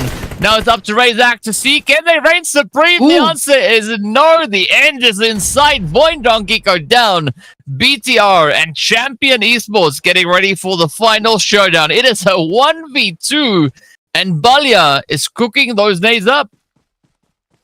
Guys, possible BTR's first winner chicken dinner for this grand finals. Let's see what Balja's gonna say about that, however. I mean, this is 1 versus 2, but still, Balja, Fate do have a chance, even though BTR is pretty much has the numbers advantage right now. The right pickoff, the right strategy, perhaps there's a chance, but unfortunately, BTR is not making it easy for Balja. Just throwing those grenades, putting a lot of pressure against Balja. It's pretty much a war of attrition with all the resources that both of these teams have. And so BTR, they still have a lot of things up on their sleeves. There is some damage coming in from both sides, but unfortunately everyone's just kind of holding their guns together. But unfortunately, the circle is not going on the favor of Balja. He's forced to move 2 versus 1. And with that, that's the ending. Federales gets the last laugh, and BTR wins their winner chicken dinner, finally. It was about time. I mean, they made sure that it comes in and it makes quite a bit of an impact, right? Match number 11, they secure their victory while rubbing shoulders well within the top 5. So what a performance that has been, and what a showing, right? Optimus stepping up, playing a really strong game there, and I mean, yeah, you got to just give it up to Federales as well. BIGETRON by Vitality, milking that Vitality all the way to the very end. Absolutely. BIGETRON by Vitality with a winner chicken dinner. That's Cat, Federales, Optimus, and EARENA coming in. Match 11 Miramar, the second to the last map, the second to the last chance for these 18 teams to get as much points as possible to put on the leaderboards, and they actually gave us a really good show towards the end. Absolutely crazy, especially since actually BTR, they had 2 players left standing towards the top 5 teams, and we had VOIN Donkey. They had more players on their side, but still, BTR pulled through. They gave us our winner chicken dinner, and with that, absolutely a lot of eliminations as well. The last time, I think there was at least 11 eliminations, so that's gonna improve their standing a lot, and that's gonna put a lot of points to them against the rest of the teams below their rankings. Yeah, you know, points definitely help quite a bit. You can try and secure as many as you can, but we got to give a big shout out going out to Federales here, coming in clutch, walking away with the 5 eliminations as well as 919 damage. That is the slot for the MVP. the beast with the most coming in. And of course, that was the second to last MVP up for grabs. So well done to them as we take a look at the match rankings. BTR walking in here with 21 points, 11 eliminations alongside that winner chicken dinner. VOIN Donkey also playing a really good game, 15 total points alongside Champion Esports and HORAA also finishing strong on the double digits. Yeah, absolutely. And for the rest of the teams, they get a bit of points to maybe help their placements a bit. But definitely BTR put a lot of points right now on their leaderboard. I'm really curious to see how their 21 points is gonna go up against AST, and yep, that's pretty much what we're seeing. That's a 1-point gap. Tribe AEROMACY is probably sweating out a lot. I mean, I would be nervous if I were them. That's just 1 point away from BIGETRON by Vitality. And with that, that's a 10-point lead against HORAA Esports coming in at third, and EARENA as well, lagging about in the 80s. That's number 4 in the rankings. And for the rest, I mean, they're a little bit far from rank number 1. It's a long way to go, but we see from rank 10 to rank 16, they're only a few points away from each other. But still, there's only one game left, so there's only one chance left for these 18 wonderful teams to prove themselves. And speaking of prove themselves, RQ Ryu, ranked number 10. Good job. Just a random shout out to them. Absolutely crazy improvement towards the end.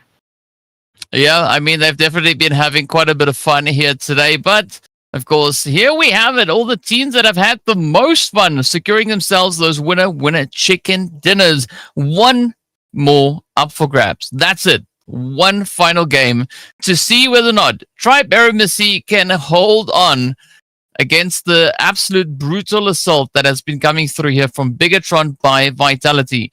As you said, Annie, there is 1 point currently separating them. As we know, they are going to be fighting for that lion's share of the prize pool, so it's all going to come down to the wire. It is all going to boil down to what the final Erangel will have in store for us. And also, I'm quite curious to see if the top 5 is settled, right?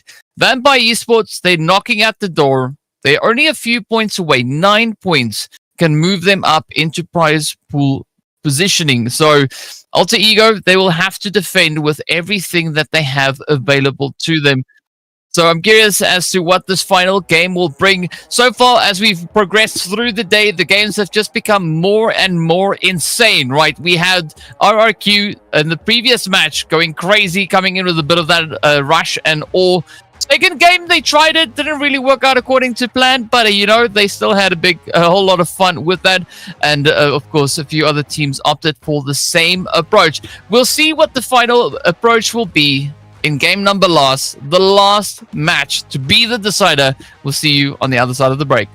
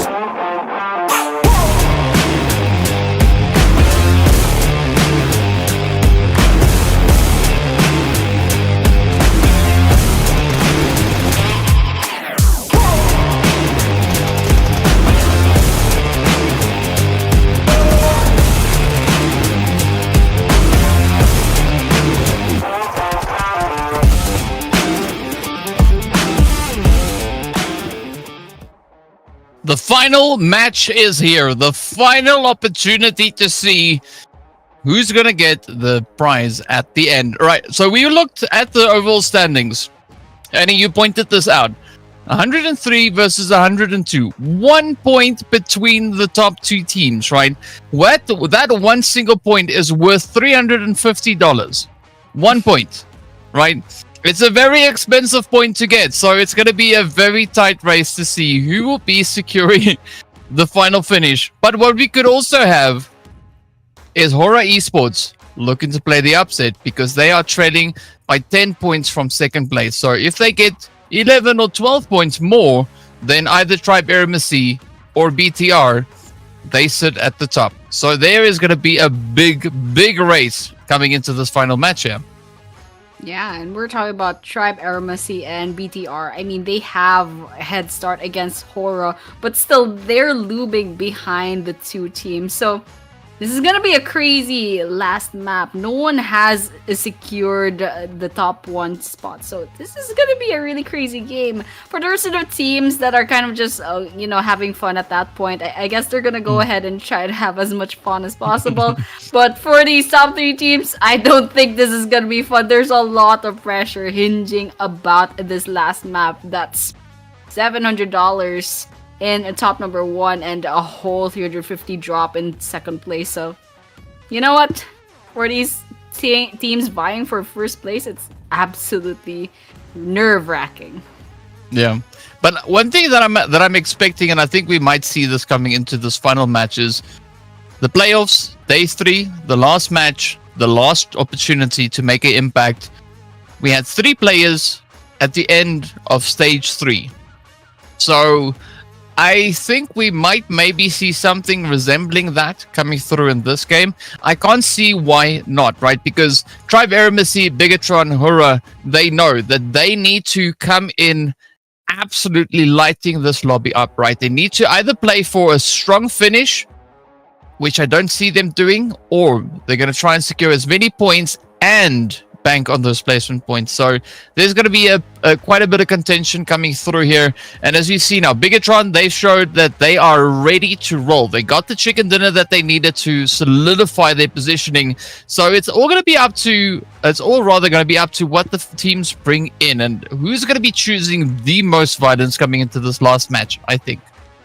Yeah, absolutely. And I'm all up for it. I'm actually kind of nervous for this last map, actually. But if we're going to be seeing the same 15-minute game, it's going to be interesting, especially for the teams that land up in the second page. Perhaps they're just going to have a lot of fun, just go about with like a death match and just not think about the strategies too much. But of course, for the teams that actually vie for a cut of the prize pool, they're definitely gonna be taking this series and getting as much points as possible. But of course, we're gonna be seeing what's actually gonna happen later on, whether or not this is gonna end up a 15-minute game or will this end up a 30-minute game. It could go all the way to stage 9, right? They could really look to milk this one out and have the last little bit of it all the way through. But what you said there also about the teams that have kind of accepted the fact that they can't catch up to the top 5, this is their opportunity to just go out there and do whatever, right? Because looking at the points, there's only 2 teams that don't have 40 points, 40 plus points, right? That's it. And we'll see that pretty soon as we take a look at where these teams will get themselves situated in towards, right? So TALON Esports, they've got 36 points. They need 4, then they're in 40. So from 17th to 10th place, there's not that big of a gap. So 13 points separates the second page from each other in totality. So there's going to be a lot of movement coming through on that page. And I'm curious to see who's going to be the team looking to have the most fun here, right? Maybe BIGETRON would go for a interesting or different approach. Maybe RRQ are going to go like, well, you know what? It's round 3. Let's settle this. Yeah, I'm excited to see what RRQ is going to be doing. I mean, in this third to the last map, I think they could have just went like, you know what? Who cares about strategies? Let's just go and march up. And for some reason, it worked out into their favor, into a winner-winner chicken dinner. They did the same with the previous map. Unfortunately, they got picked off. I guess the strategy didn't work as well in Miramar. But right now, we're back in Erangel. Hopefully, something fascinating happens right now. And with that flight path, it's just giving these players a lot of chances to go about to their comfortable picks, comfortable drops, and we're seeing that right now. But interesting circle. Will this be a Sosnovka military base ending, or you know what? If not, it's probably gonna end up in Ferry Pier with or any other place with a lot of water. So this is gonna be interesting, especially if the two bridges going to the military base will be involved. I mean, we wanted an exciting finish to the event, and here we go. PUBG has delivered. We are going to be looking at absolute insanity potentially brewing on the horizon here. But I think especially with those two bridges now coming into play, the teams are going to be rushing to get themselves situated. For RRQ though, they don't have to stress because that's already where they drop. They are going to be heading straight up in towards Novorepnoya. So it's just a regular day in the office for them. Speaking of which, here they are going about their business. But it's interesting to see a few of those boat pushes now also going to be finding their way over onto this main island. And RRQ, they just knew it. They were like, you know what? Yep, there's teams around us. They're going to maybe try and venture up onto our island. We are going to try and lock this bridge down. Yep, they're already securing the bridge, ready to go ahead and gatekeep. Because with that circle, there's actually a huge chance that the circle is gonna favor the military base. There's still a chance it won't, but still, there's a huge chance that it will. And so with that, they secure the bridge right away. There's only one player from RRQ on the bridge right now, so they can't use the same, you know, all four players pushing strategy just yet. But I'm sure they're gonna be, you know, they'll get to there eventually. But right now, A1 versus AE out in the open. Gonna be a bloodbath later on, but no one's shooting any bullets until now. This is a 2 versus 2, 1 down on the side of A1. That's the first knockdown for this game. Will that be a finisher? That's the question. But A1 is still up in the running, still trying to get those sprays on. All the while, somewhere out there, YG versus Team Secret as well. And so potentially maybe a fast game because everyone's just going all out right now. Well, yesterday we did see on the eastern, on the western side of zone, we've got those compounds just north of shelter, right in between that and Walmart. Kind of there's that little junkyard position or scrapyard that we have over there. 6 teams met their end right there yesterday. So we might maybe see something kind of like that coming in here today with teams continuously trying to prioritize the same position over and over. It's all going to come down to how they choose to play through this. And of course, as we know, A1 Esports are not going to make it past this point. A very abrupt stop to their performance in this game as they will get eliminated. And DRS are going to be starting to take aim now over onto the players coming through from Champion Esports. Yep. And the rest of Champion Esports is going to come in as well, while DRS, they already got a 1 for themselves. This is going to be a 4 versus 3. C1's just taking position, but unfortunately, they already lost in terms of numbers. So let's see what DRS is going to do about that. And so, you know what? Everyone's just taking position. Champions Esports, they're coming in quite clean, just fresh off getting all those resources while they're already getting those sprays on. But unfortunately, that position's not going to be favoring them. Gets knocked down by the side of DRS, and DRS not over just yet.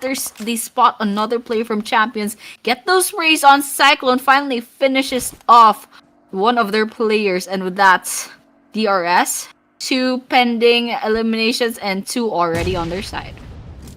Things are looking pretty good for DRS. I like the spacing. I like this flow. But now it's going to depend whether or not Kino and Urk are going to allow any of this to come to fruition.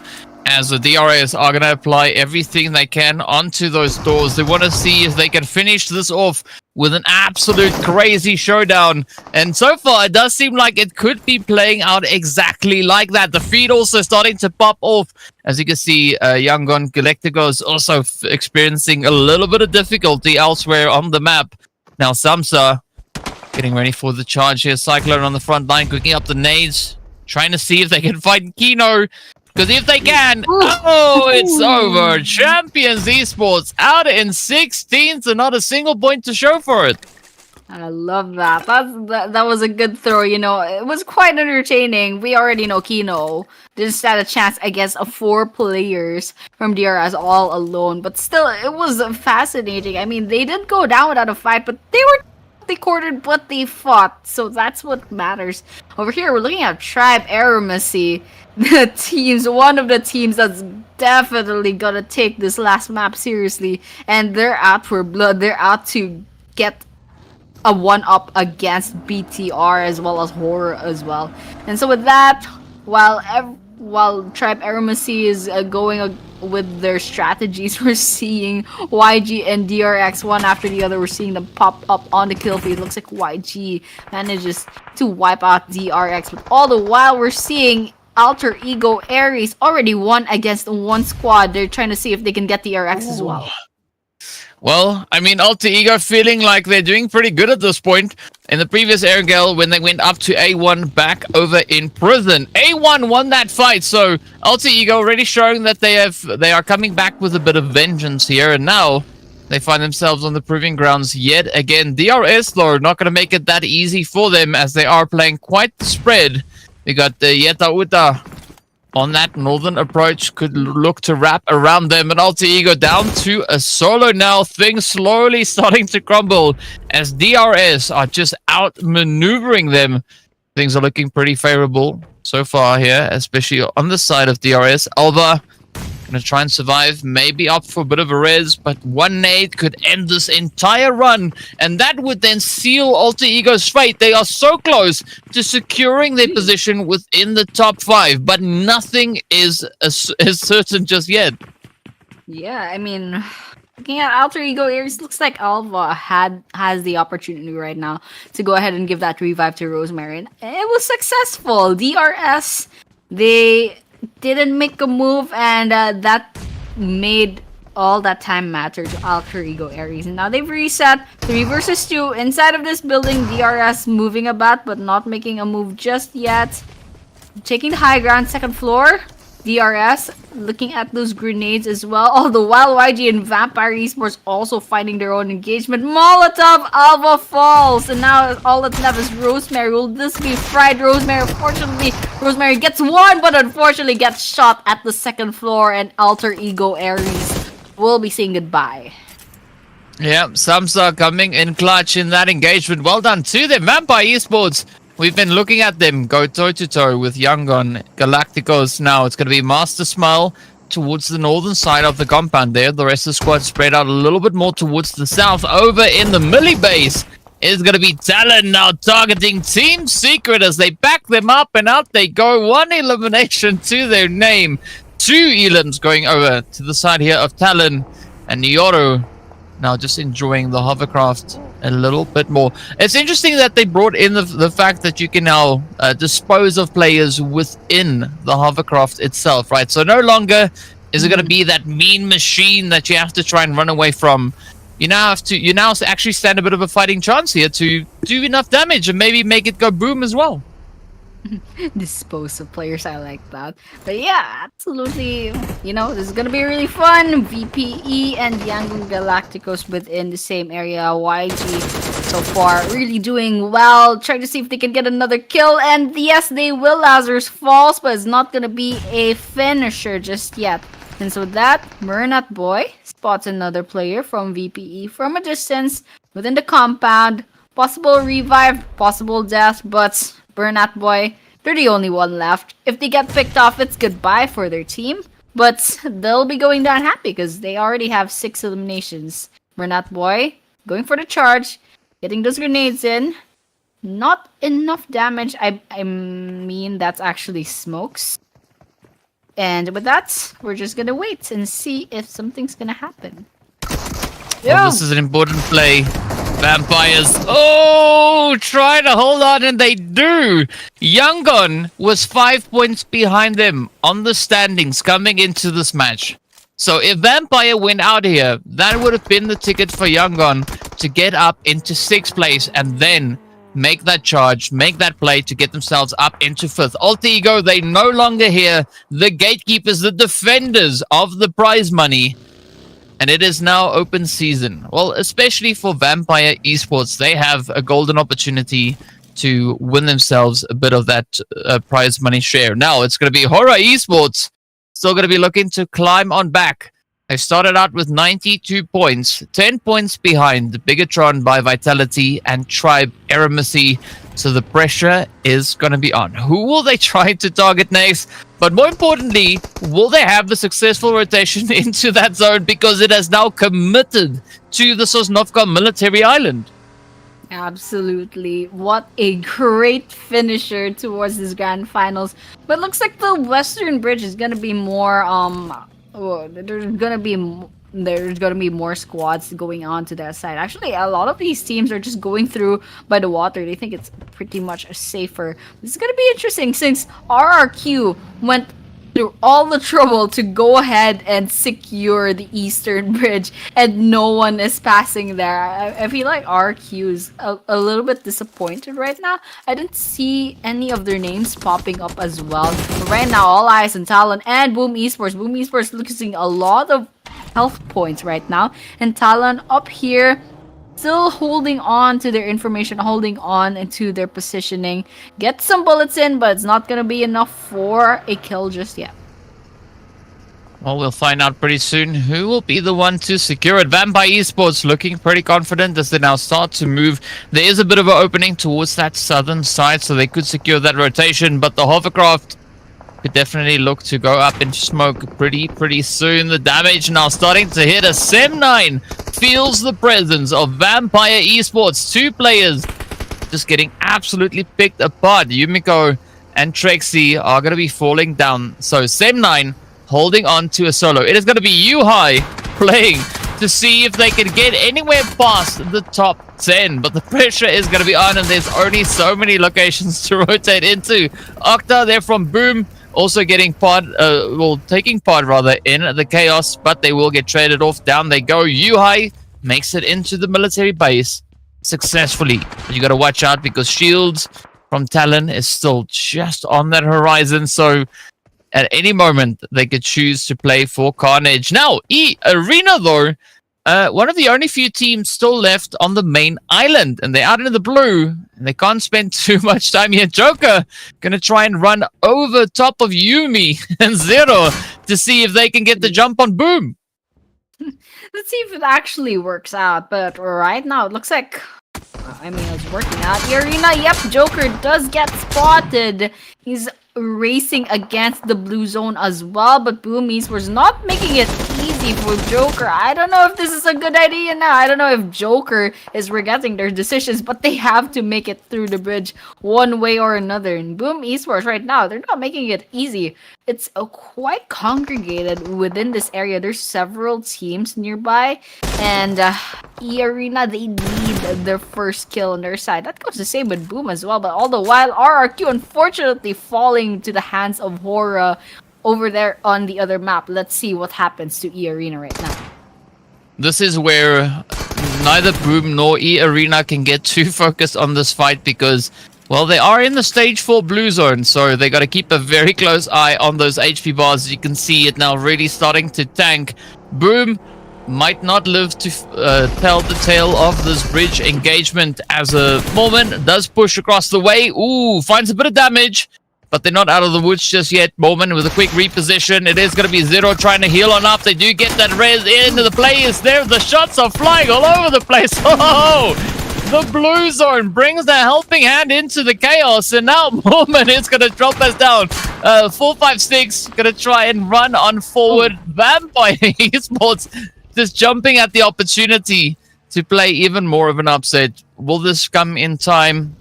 Just narrowly evading that quick trip back into the lobby. EARENA down to a solo. Mormon is not going to survive the blue. Oh man, it's absolute chaos. Our Q falls all the while on the other side of the map. But yeah, EARENA, at least they walk away with 2 eliminations. Unfortunately, it's just 4, 5, 6 is gonna be left. And there's only a few seconds before the 16-minute mark. So unfortunately, these teams aren't going on that speed run. Gakor, however, loses themselves to the play zone. And we're looking at HORAA right now, doing quite well with 6 eliminations. No Fear needs that revive. I don't know where No Fear is right now. I guess they kind of just left him to his own devices. But right now, HORAA's doing quite well. But the question is, how are they doing up against BTR and up against AST as well?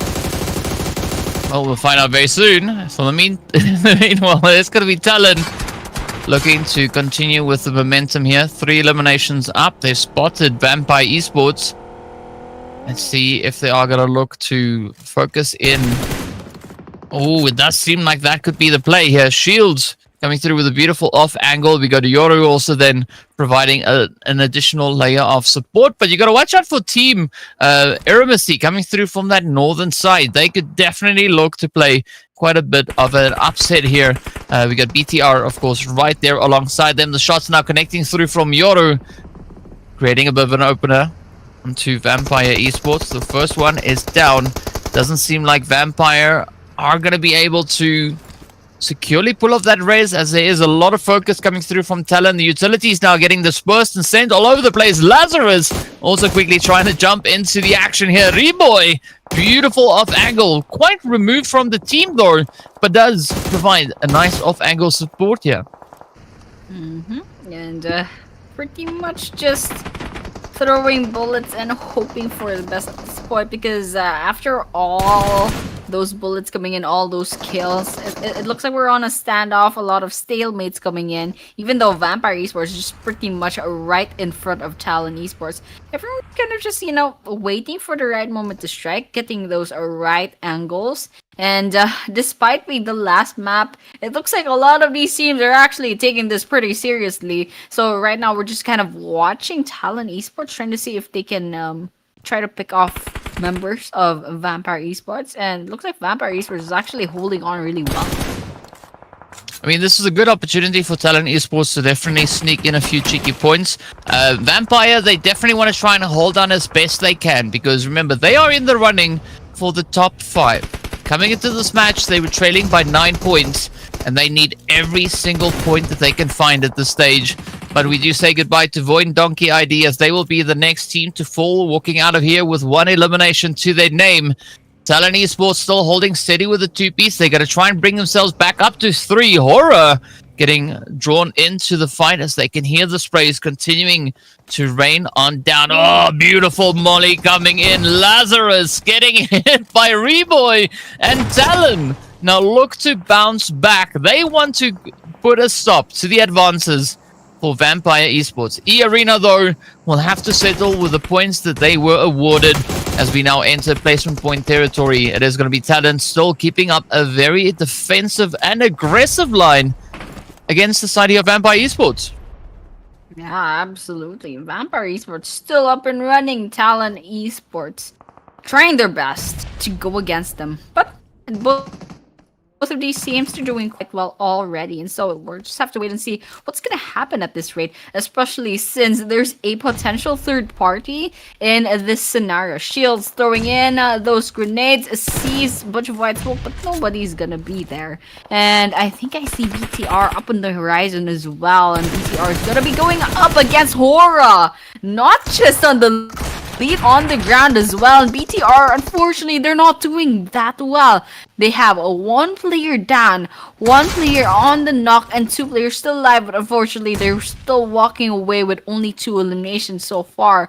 So I mean, HORAA Esports, they're eliminated with 7 eliminations. That's good, but BTR needs to step up if they want to try to go against HORAA. Well, so far HORAA needed 10 points to catch BTR to just tie with them. And with that finish, only 7 eliminations going their way, and the placement point, it puts them on about 8, if I'm not mistaken. So I don't think that was quite enough. But BIGETRON by Vitality, their only contenders in this match is Tribe AEROMACY. Tribe AEROMACY were 1 point ahead of them. They currently are holding on to 3 eliminations. What we saw for BTR is that they had 2 and a few more plays as well. But of course, they got that squad wipe over onto the side of HORAA, I believe it was. So there are a few points now being awarded to them. Here comes the push, though, as it is going to be Talon and Vampire still holding steady. Tribe AEROMACY expanding on their options a little bit more here, pushing towards the northern side. You can see Trix patiently waiting, looking to see where the zone's going to go. It now focuses more onto the military base. So both Team AEROMACY and BTR will have to rotate. They will have to make the move and play for the next position. Yeah. I mean, AST, I think the last I saw, they had 3 eliminations, BTR would 2, and they also have the numbers disadvantage.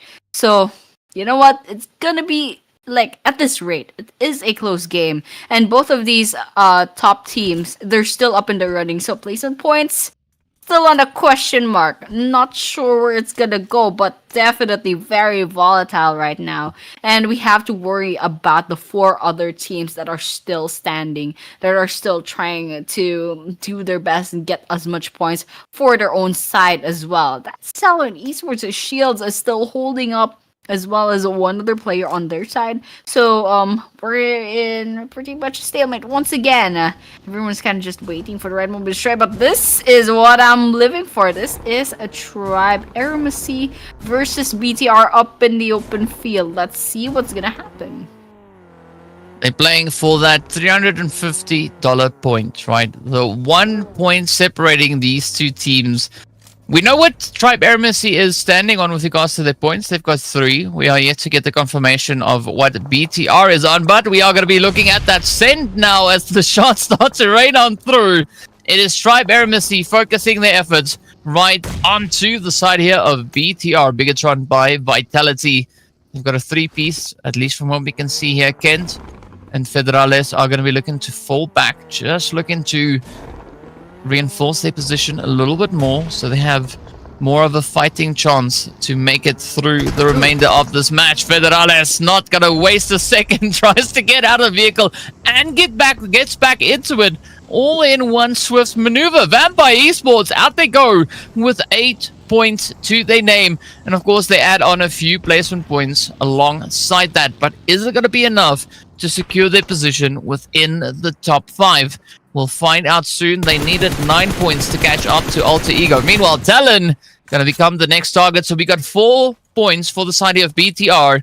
So if that math of mine is mathing correctly, both squads up at the top of the leaderboard are sitting on exactly the same amount of points. I mean, that's crazy. I feel like the next leaderboards is going to be the most exciting one. And right now we're down to 5 teams, and 2 of these teams, Boom and SM9, they only have 1 player left each. So pretty much, you know what? A lot of the prospects are going in to the side of Tribe AEROMACY and BIGETRON by Vitality right now, each having 3 players each on their side. And then they also have a chance to get a little bit more eliminations by eliminating Talon, Boom, and SM9 as well. But there is also a chance that Talon probably will turn the tides around to their favor and get the winner chicken dinner. But right now, I think a lot of people kind of biting their nails right now, especially with BIGETRON by Vitality and Tribe AEROMACY, since, I mean, that previous leaderboard was too close. And right now, their number of eliminations are also really close. So with that, you know what? Let's just watch the show. Yeah, that's all we can do, right? We all just gotta sit and wait to see what is gonna happen. BIGETRON by Vitality, though, they've had a pretty good day. They started off trailing by 22 points behind Tribe AEROMACY. Coming into this match, they were trailing by 1 point.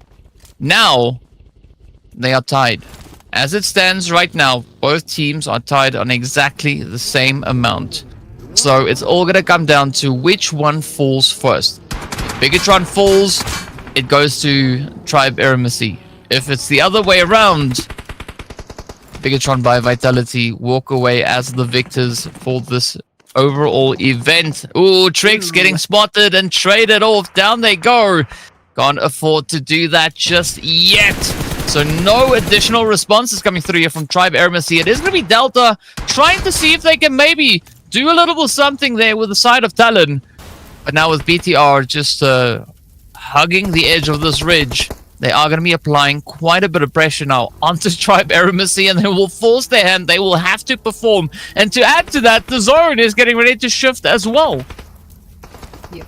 Absolute nail biter. Tribe EROMACY, the tides went against them, and now they're down to 2 players. SM9 all the while gets eliminated off from the top 5. Now we're down to 4 teams. BIGETRON by Vitality right now, they have the numbers advantage, and they're just pretty much hunting down the rest of these players. Right now, ASC and Talon, they're on equal grounds. They both have a 2-player standing, and right now it looks like Kent will be falling. I don't know if he'll be able to get that revive in the bag. Boom falls by the hands of Federalis, and so we're down to 3 teams, each having two players on the side of AST, 2 players in Talon. BTR, let's see if they can get. Oh my gosh, BIGETRON says goodbye. Yeah. But it's not all tickets just yet. Because AST, they still need an extra point now because BIGETRON added a few additional eliminations on their end, right? So just to make sure that it is what it is and it is what it should be, they're gonna have to try and find at least 1 more elimination. Just 1 more, that's all they need. But it's all now riding on what Talon Esports are gonna be bringing to the foreground here. Because, well, yes, Tribe EROMACY, they do have a slight bit of an advantage. They don't have a strong position within the zone. That is leaning in favor of Talon Esports. But there, of course, is that ridge. So there's still a little bit of a fighting chance here for either of these 2 teams. The one team is going to win the event. The other team could just find themselves situated up onto that first page. And it is going to come down to the wire. 9 eliminations currently for the side here of Talon is going to award them quite a bit here. But let's see. Can they push all the way to the end, right? I mean, Talon, they've worked hard in this last game, but will that hard work be rewarded with an improvement in their overall positioning? Only time will tell. Absolutely. Only time will tell. And Tribe EROMACY, they're taking all of that time. Grenades out. Unfortunately, not gonna hit anyone. And Tribe EROMACY, I can't hear their comms, but I feel like there's a lot of, yeah, you're gonna, it's right over there. But yeah, there's a lot of pressure hinging about Tribe EROMACY right now. And BTR, the position that they'll be in the final leaderboards all hinges down on how ASD and Talon gonna play out these last few minutes. And these 2 teams, these last 4 players, they're pretty much just playing it so safe right now. And you can see by the way Talon won't even push up against Tribe EROMACY, and all the while Tribe EROMACY, they're just trying to throw grenades at each other. And none of them are hitting, so not much information and not much boldness as well. So all we can do is wait. Yeah, it's almost like Tribe EROMACY is there, like shouting, "Come at me, bro! Come at me, bro! No, don't, not yet. Let's see how this one is gonna play out. We've got 1 minute and 40 left on the clock until this match is over. The knock is in. That is Delta down. It is now riding on the shoulders of Gyante. Beautiful nade up into Reboy. Shields is gonna be the final player standing between them and that winner chicken dinner. Now it's down to the wire, the final showdown. It is a 1v1. The HP definitely leaning in favor here of Gyante. But as we know, that doesn't count for anything at this point. It is going to be TALON coming through with 10 eliminations to their name. And it's going to be a big dance around the tree here to see who will be the team to lock in the final victory, the final chance to get the points on the board. Oh, here we go. Shields now knowing exactly where to go, but that doesn't matter. The chicken goes to the side of Tribe AEROMACY. They needed to hold on to their lead. BIGETRON by Vitality were coming in on their heels, following by one single point. They were tied up to the point where BIGETRON by Vitality got taken out. They needed this victory. They needed this win. And they got it. They got the winner chicken dinner. Now, we can't say it's official just yet, but I have a pretty good idea as to what the turnout is of who is sitting at the top of the overall rankings. It will only be official once it's officially shown on screen. Until then, we have to keep guessing. Absolutely, absolutely. But Tribe AEROMACY, they put a lot of points on this last game. That goes the same with BTR as well, but still, absolutely crazy last few seconds of that game. This is our MVP for match number 12, Rebel Yaza, with 6 eliminations and 846 damage. Despite only having 6 eliminations, that's a lot of damage. So that could have taken out 8 whole players. But still, it happened, and we even made it to 29 minutes into the game. And so, absolutely riveting last few seconds of this game. And even the leaderboards right now is gonna be really exciting to wait for it. I'm actually like hoping. I think I have a good idea as to who got who got top one as well. But of course, I want to see it for myself. And speaking of which, match rankings. Talon and AST both get 16 points. BIGETRON by Vitality and Vampire Esports with 10. HORAA with 8. Boom and DRS with 7. All the while, everyone else gets their points, the last map as well, the last chance. So, you know what? With that, I think we have enough information to guess. Oh, there we go. Yeah. Yeah, we don't have to guess. We know the champions are Tribe AEROMACY. Well done, well played. What a grand finals. They have been absolutely dominating the leaderboards yesterday and today. Yesterday, they came to with the final 2 matches going their way. They had 3 good games yesterday.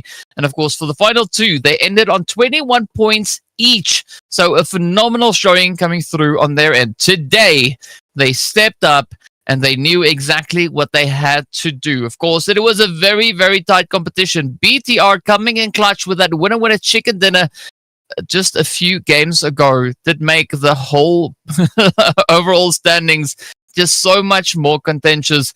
But you just got to love the pressure, love the plays that these teams kept on bringing forward. BIGETRON by Vitality will be settling for 2nd place. They will get awarded their $350 for their amazing showing that they've had here. Of course, $700 going out to pole position. So that one single point difference was worth a full $350. But I think it is very well deserved from both sides. The team's doing absolutely phenomenal work here. And you got to commend them, right? It has been such an amazing few matches. We have seen 12 games in the grand finals, right? But we've also witnessed what these teams were up to, making it all the way through the playoffs, in which HORAA Esports went absolutely crazy with regards to their scores.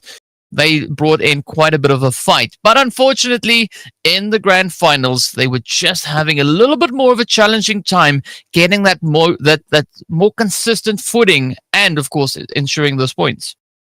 Yeah, absolutely. But for these top 3 teams, very well deserved. And you can see the way that they're very consistent in all 12 maps. And they racked up so much points that they're pretty much consistently on the upper half of the first page. So absolutely deserved. especially for Bigetron, because they had their first winner chicken dinner all the way in match 11, and still they managed to get at least top 5 within like these 2 days. So absolutely crazy. And of course, AST all of a sudden shooting up all the way to rank number 1 and securing that championship as well. And now these are the overall rankings. And of course, Tribe AEROMACY with 119 points and Bigetron by Vitality with 112. That's 7 points. 7 points away from getting that $350 difference. And coming in third, HORAA Esports just crossed the triple-digit mark. Number 4, EARENA with 87. Alter Ego Aries with 77. And so with that, that's the rest of the overall rankings. Yeah, there we have it. We know our top 5, and here are where the rest of the teams finished up. Champions Esports are going to be all the way in 16, Sem9 right there alongside them, moving up 1 slot, of course, just getting a few upgrades with regards to those points. Talon, I like what they did here, right? Yes, they did not finish high enough, but they brought in a phenomenal showing in the very last match, and I think they ended on a very, very strong footing here, securing themselves a grand total of 52 total points. Of course, that is going to be the position in which we close off the top of our second page. So close. But the big one here is going to be who our MVPs are. It is going to be Federales, locking it in with 32 eliminations and 5,600 damage. I mean, that is 56 players worth of damage being dealt across the games that we've seen so far. So absolutely amazing job. Of course, a big shout out there going out to No Fear as well, coming through on 22 and 55.99 with that damage. Then Delta, all the way from Team AEROMACY, 22 eliminations and a smidgen over 5,000 damage secured. And of course, then in 4th place, Rosemary 911, all the way from Alter Ego. Of course, actually, Rosemary was also one of our MVPs in one of the previous days. So it's always good to see such a competitive lobby coming through here, and some pretty strong numbers being brought up by these 4 players. Absolutely. It was amazing to watch all of these wonderful teams competing. And these are today's matches. You can see ASC actually bagged that winner chicken dinner twice, both in Erangel this time. I think yesterday it was Miramar, and now they're shining in Erangel. So absolutely crazy. But for everything else, another notable win is Vitality finally getting match 11's winner chicken dinner. And of course, congratulations to the rest. Another notable RRQ getting match number 10, one of the most entertaining. Just saying, absolutely puts a smile on all of our faces. Just absolutely crazy. But yeah, I guess that is the end for our grand finals for Asian Showdown. And you know, it's been fun. It was a nice number of games. It's a satisfying end as well. And it's been fun casting with you, DK. Yeah, Annie, thank you so much for being here. It's an absolute blast to have you on desk with me. And of course, a big shout out going out to Torix as well, who's been here. Well, I've been here with Torix for a big, long ride all the way to this very point right here. But yeah, gotta give a big shout out to these teams. They've been absolute legends. They brought in some very, very amazing PUBG Mobile action. But big shout out going out to our victors there. It is gonna be Tribe AEROMACY. They were just able to do that extra little bit more, and it paid off. Of course, big shout out going out to Bigetron by Vitality as well. They were so close to catching up, but unfortunately things didn't go quite their way. HORAA Esports, they were also goats along the way. So yeah, with that, I think we are going to wrap it up right then and there. Thank you so much for everybody that tuned in to enjoy the action that these teams brought to us on the battlefield. And of course, again, a big shout out going out to Torix and Annie. So much fun working with the two of you. But on that, yeah, a big shout out going out to Ladoma. Don't forget to hit up platform.ladoma.com if you want to be part of the action. There is, of course, a big share of prize money available as you can claim your awards each and every month. So go in there, go get your squad registered, and go partake in the amazing events. Again, it's not only PUBG. There are quite a few game titles in there, so there's a lot to choose from. But on that one, we look forward to seeing you all back in the next one. Until then, stay safe and stay frosty. We'll see you all later.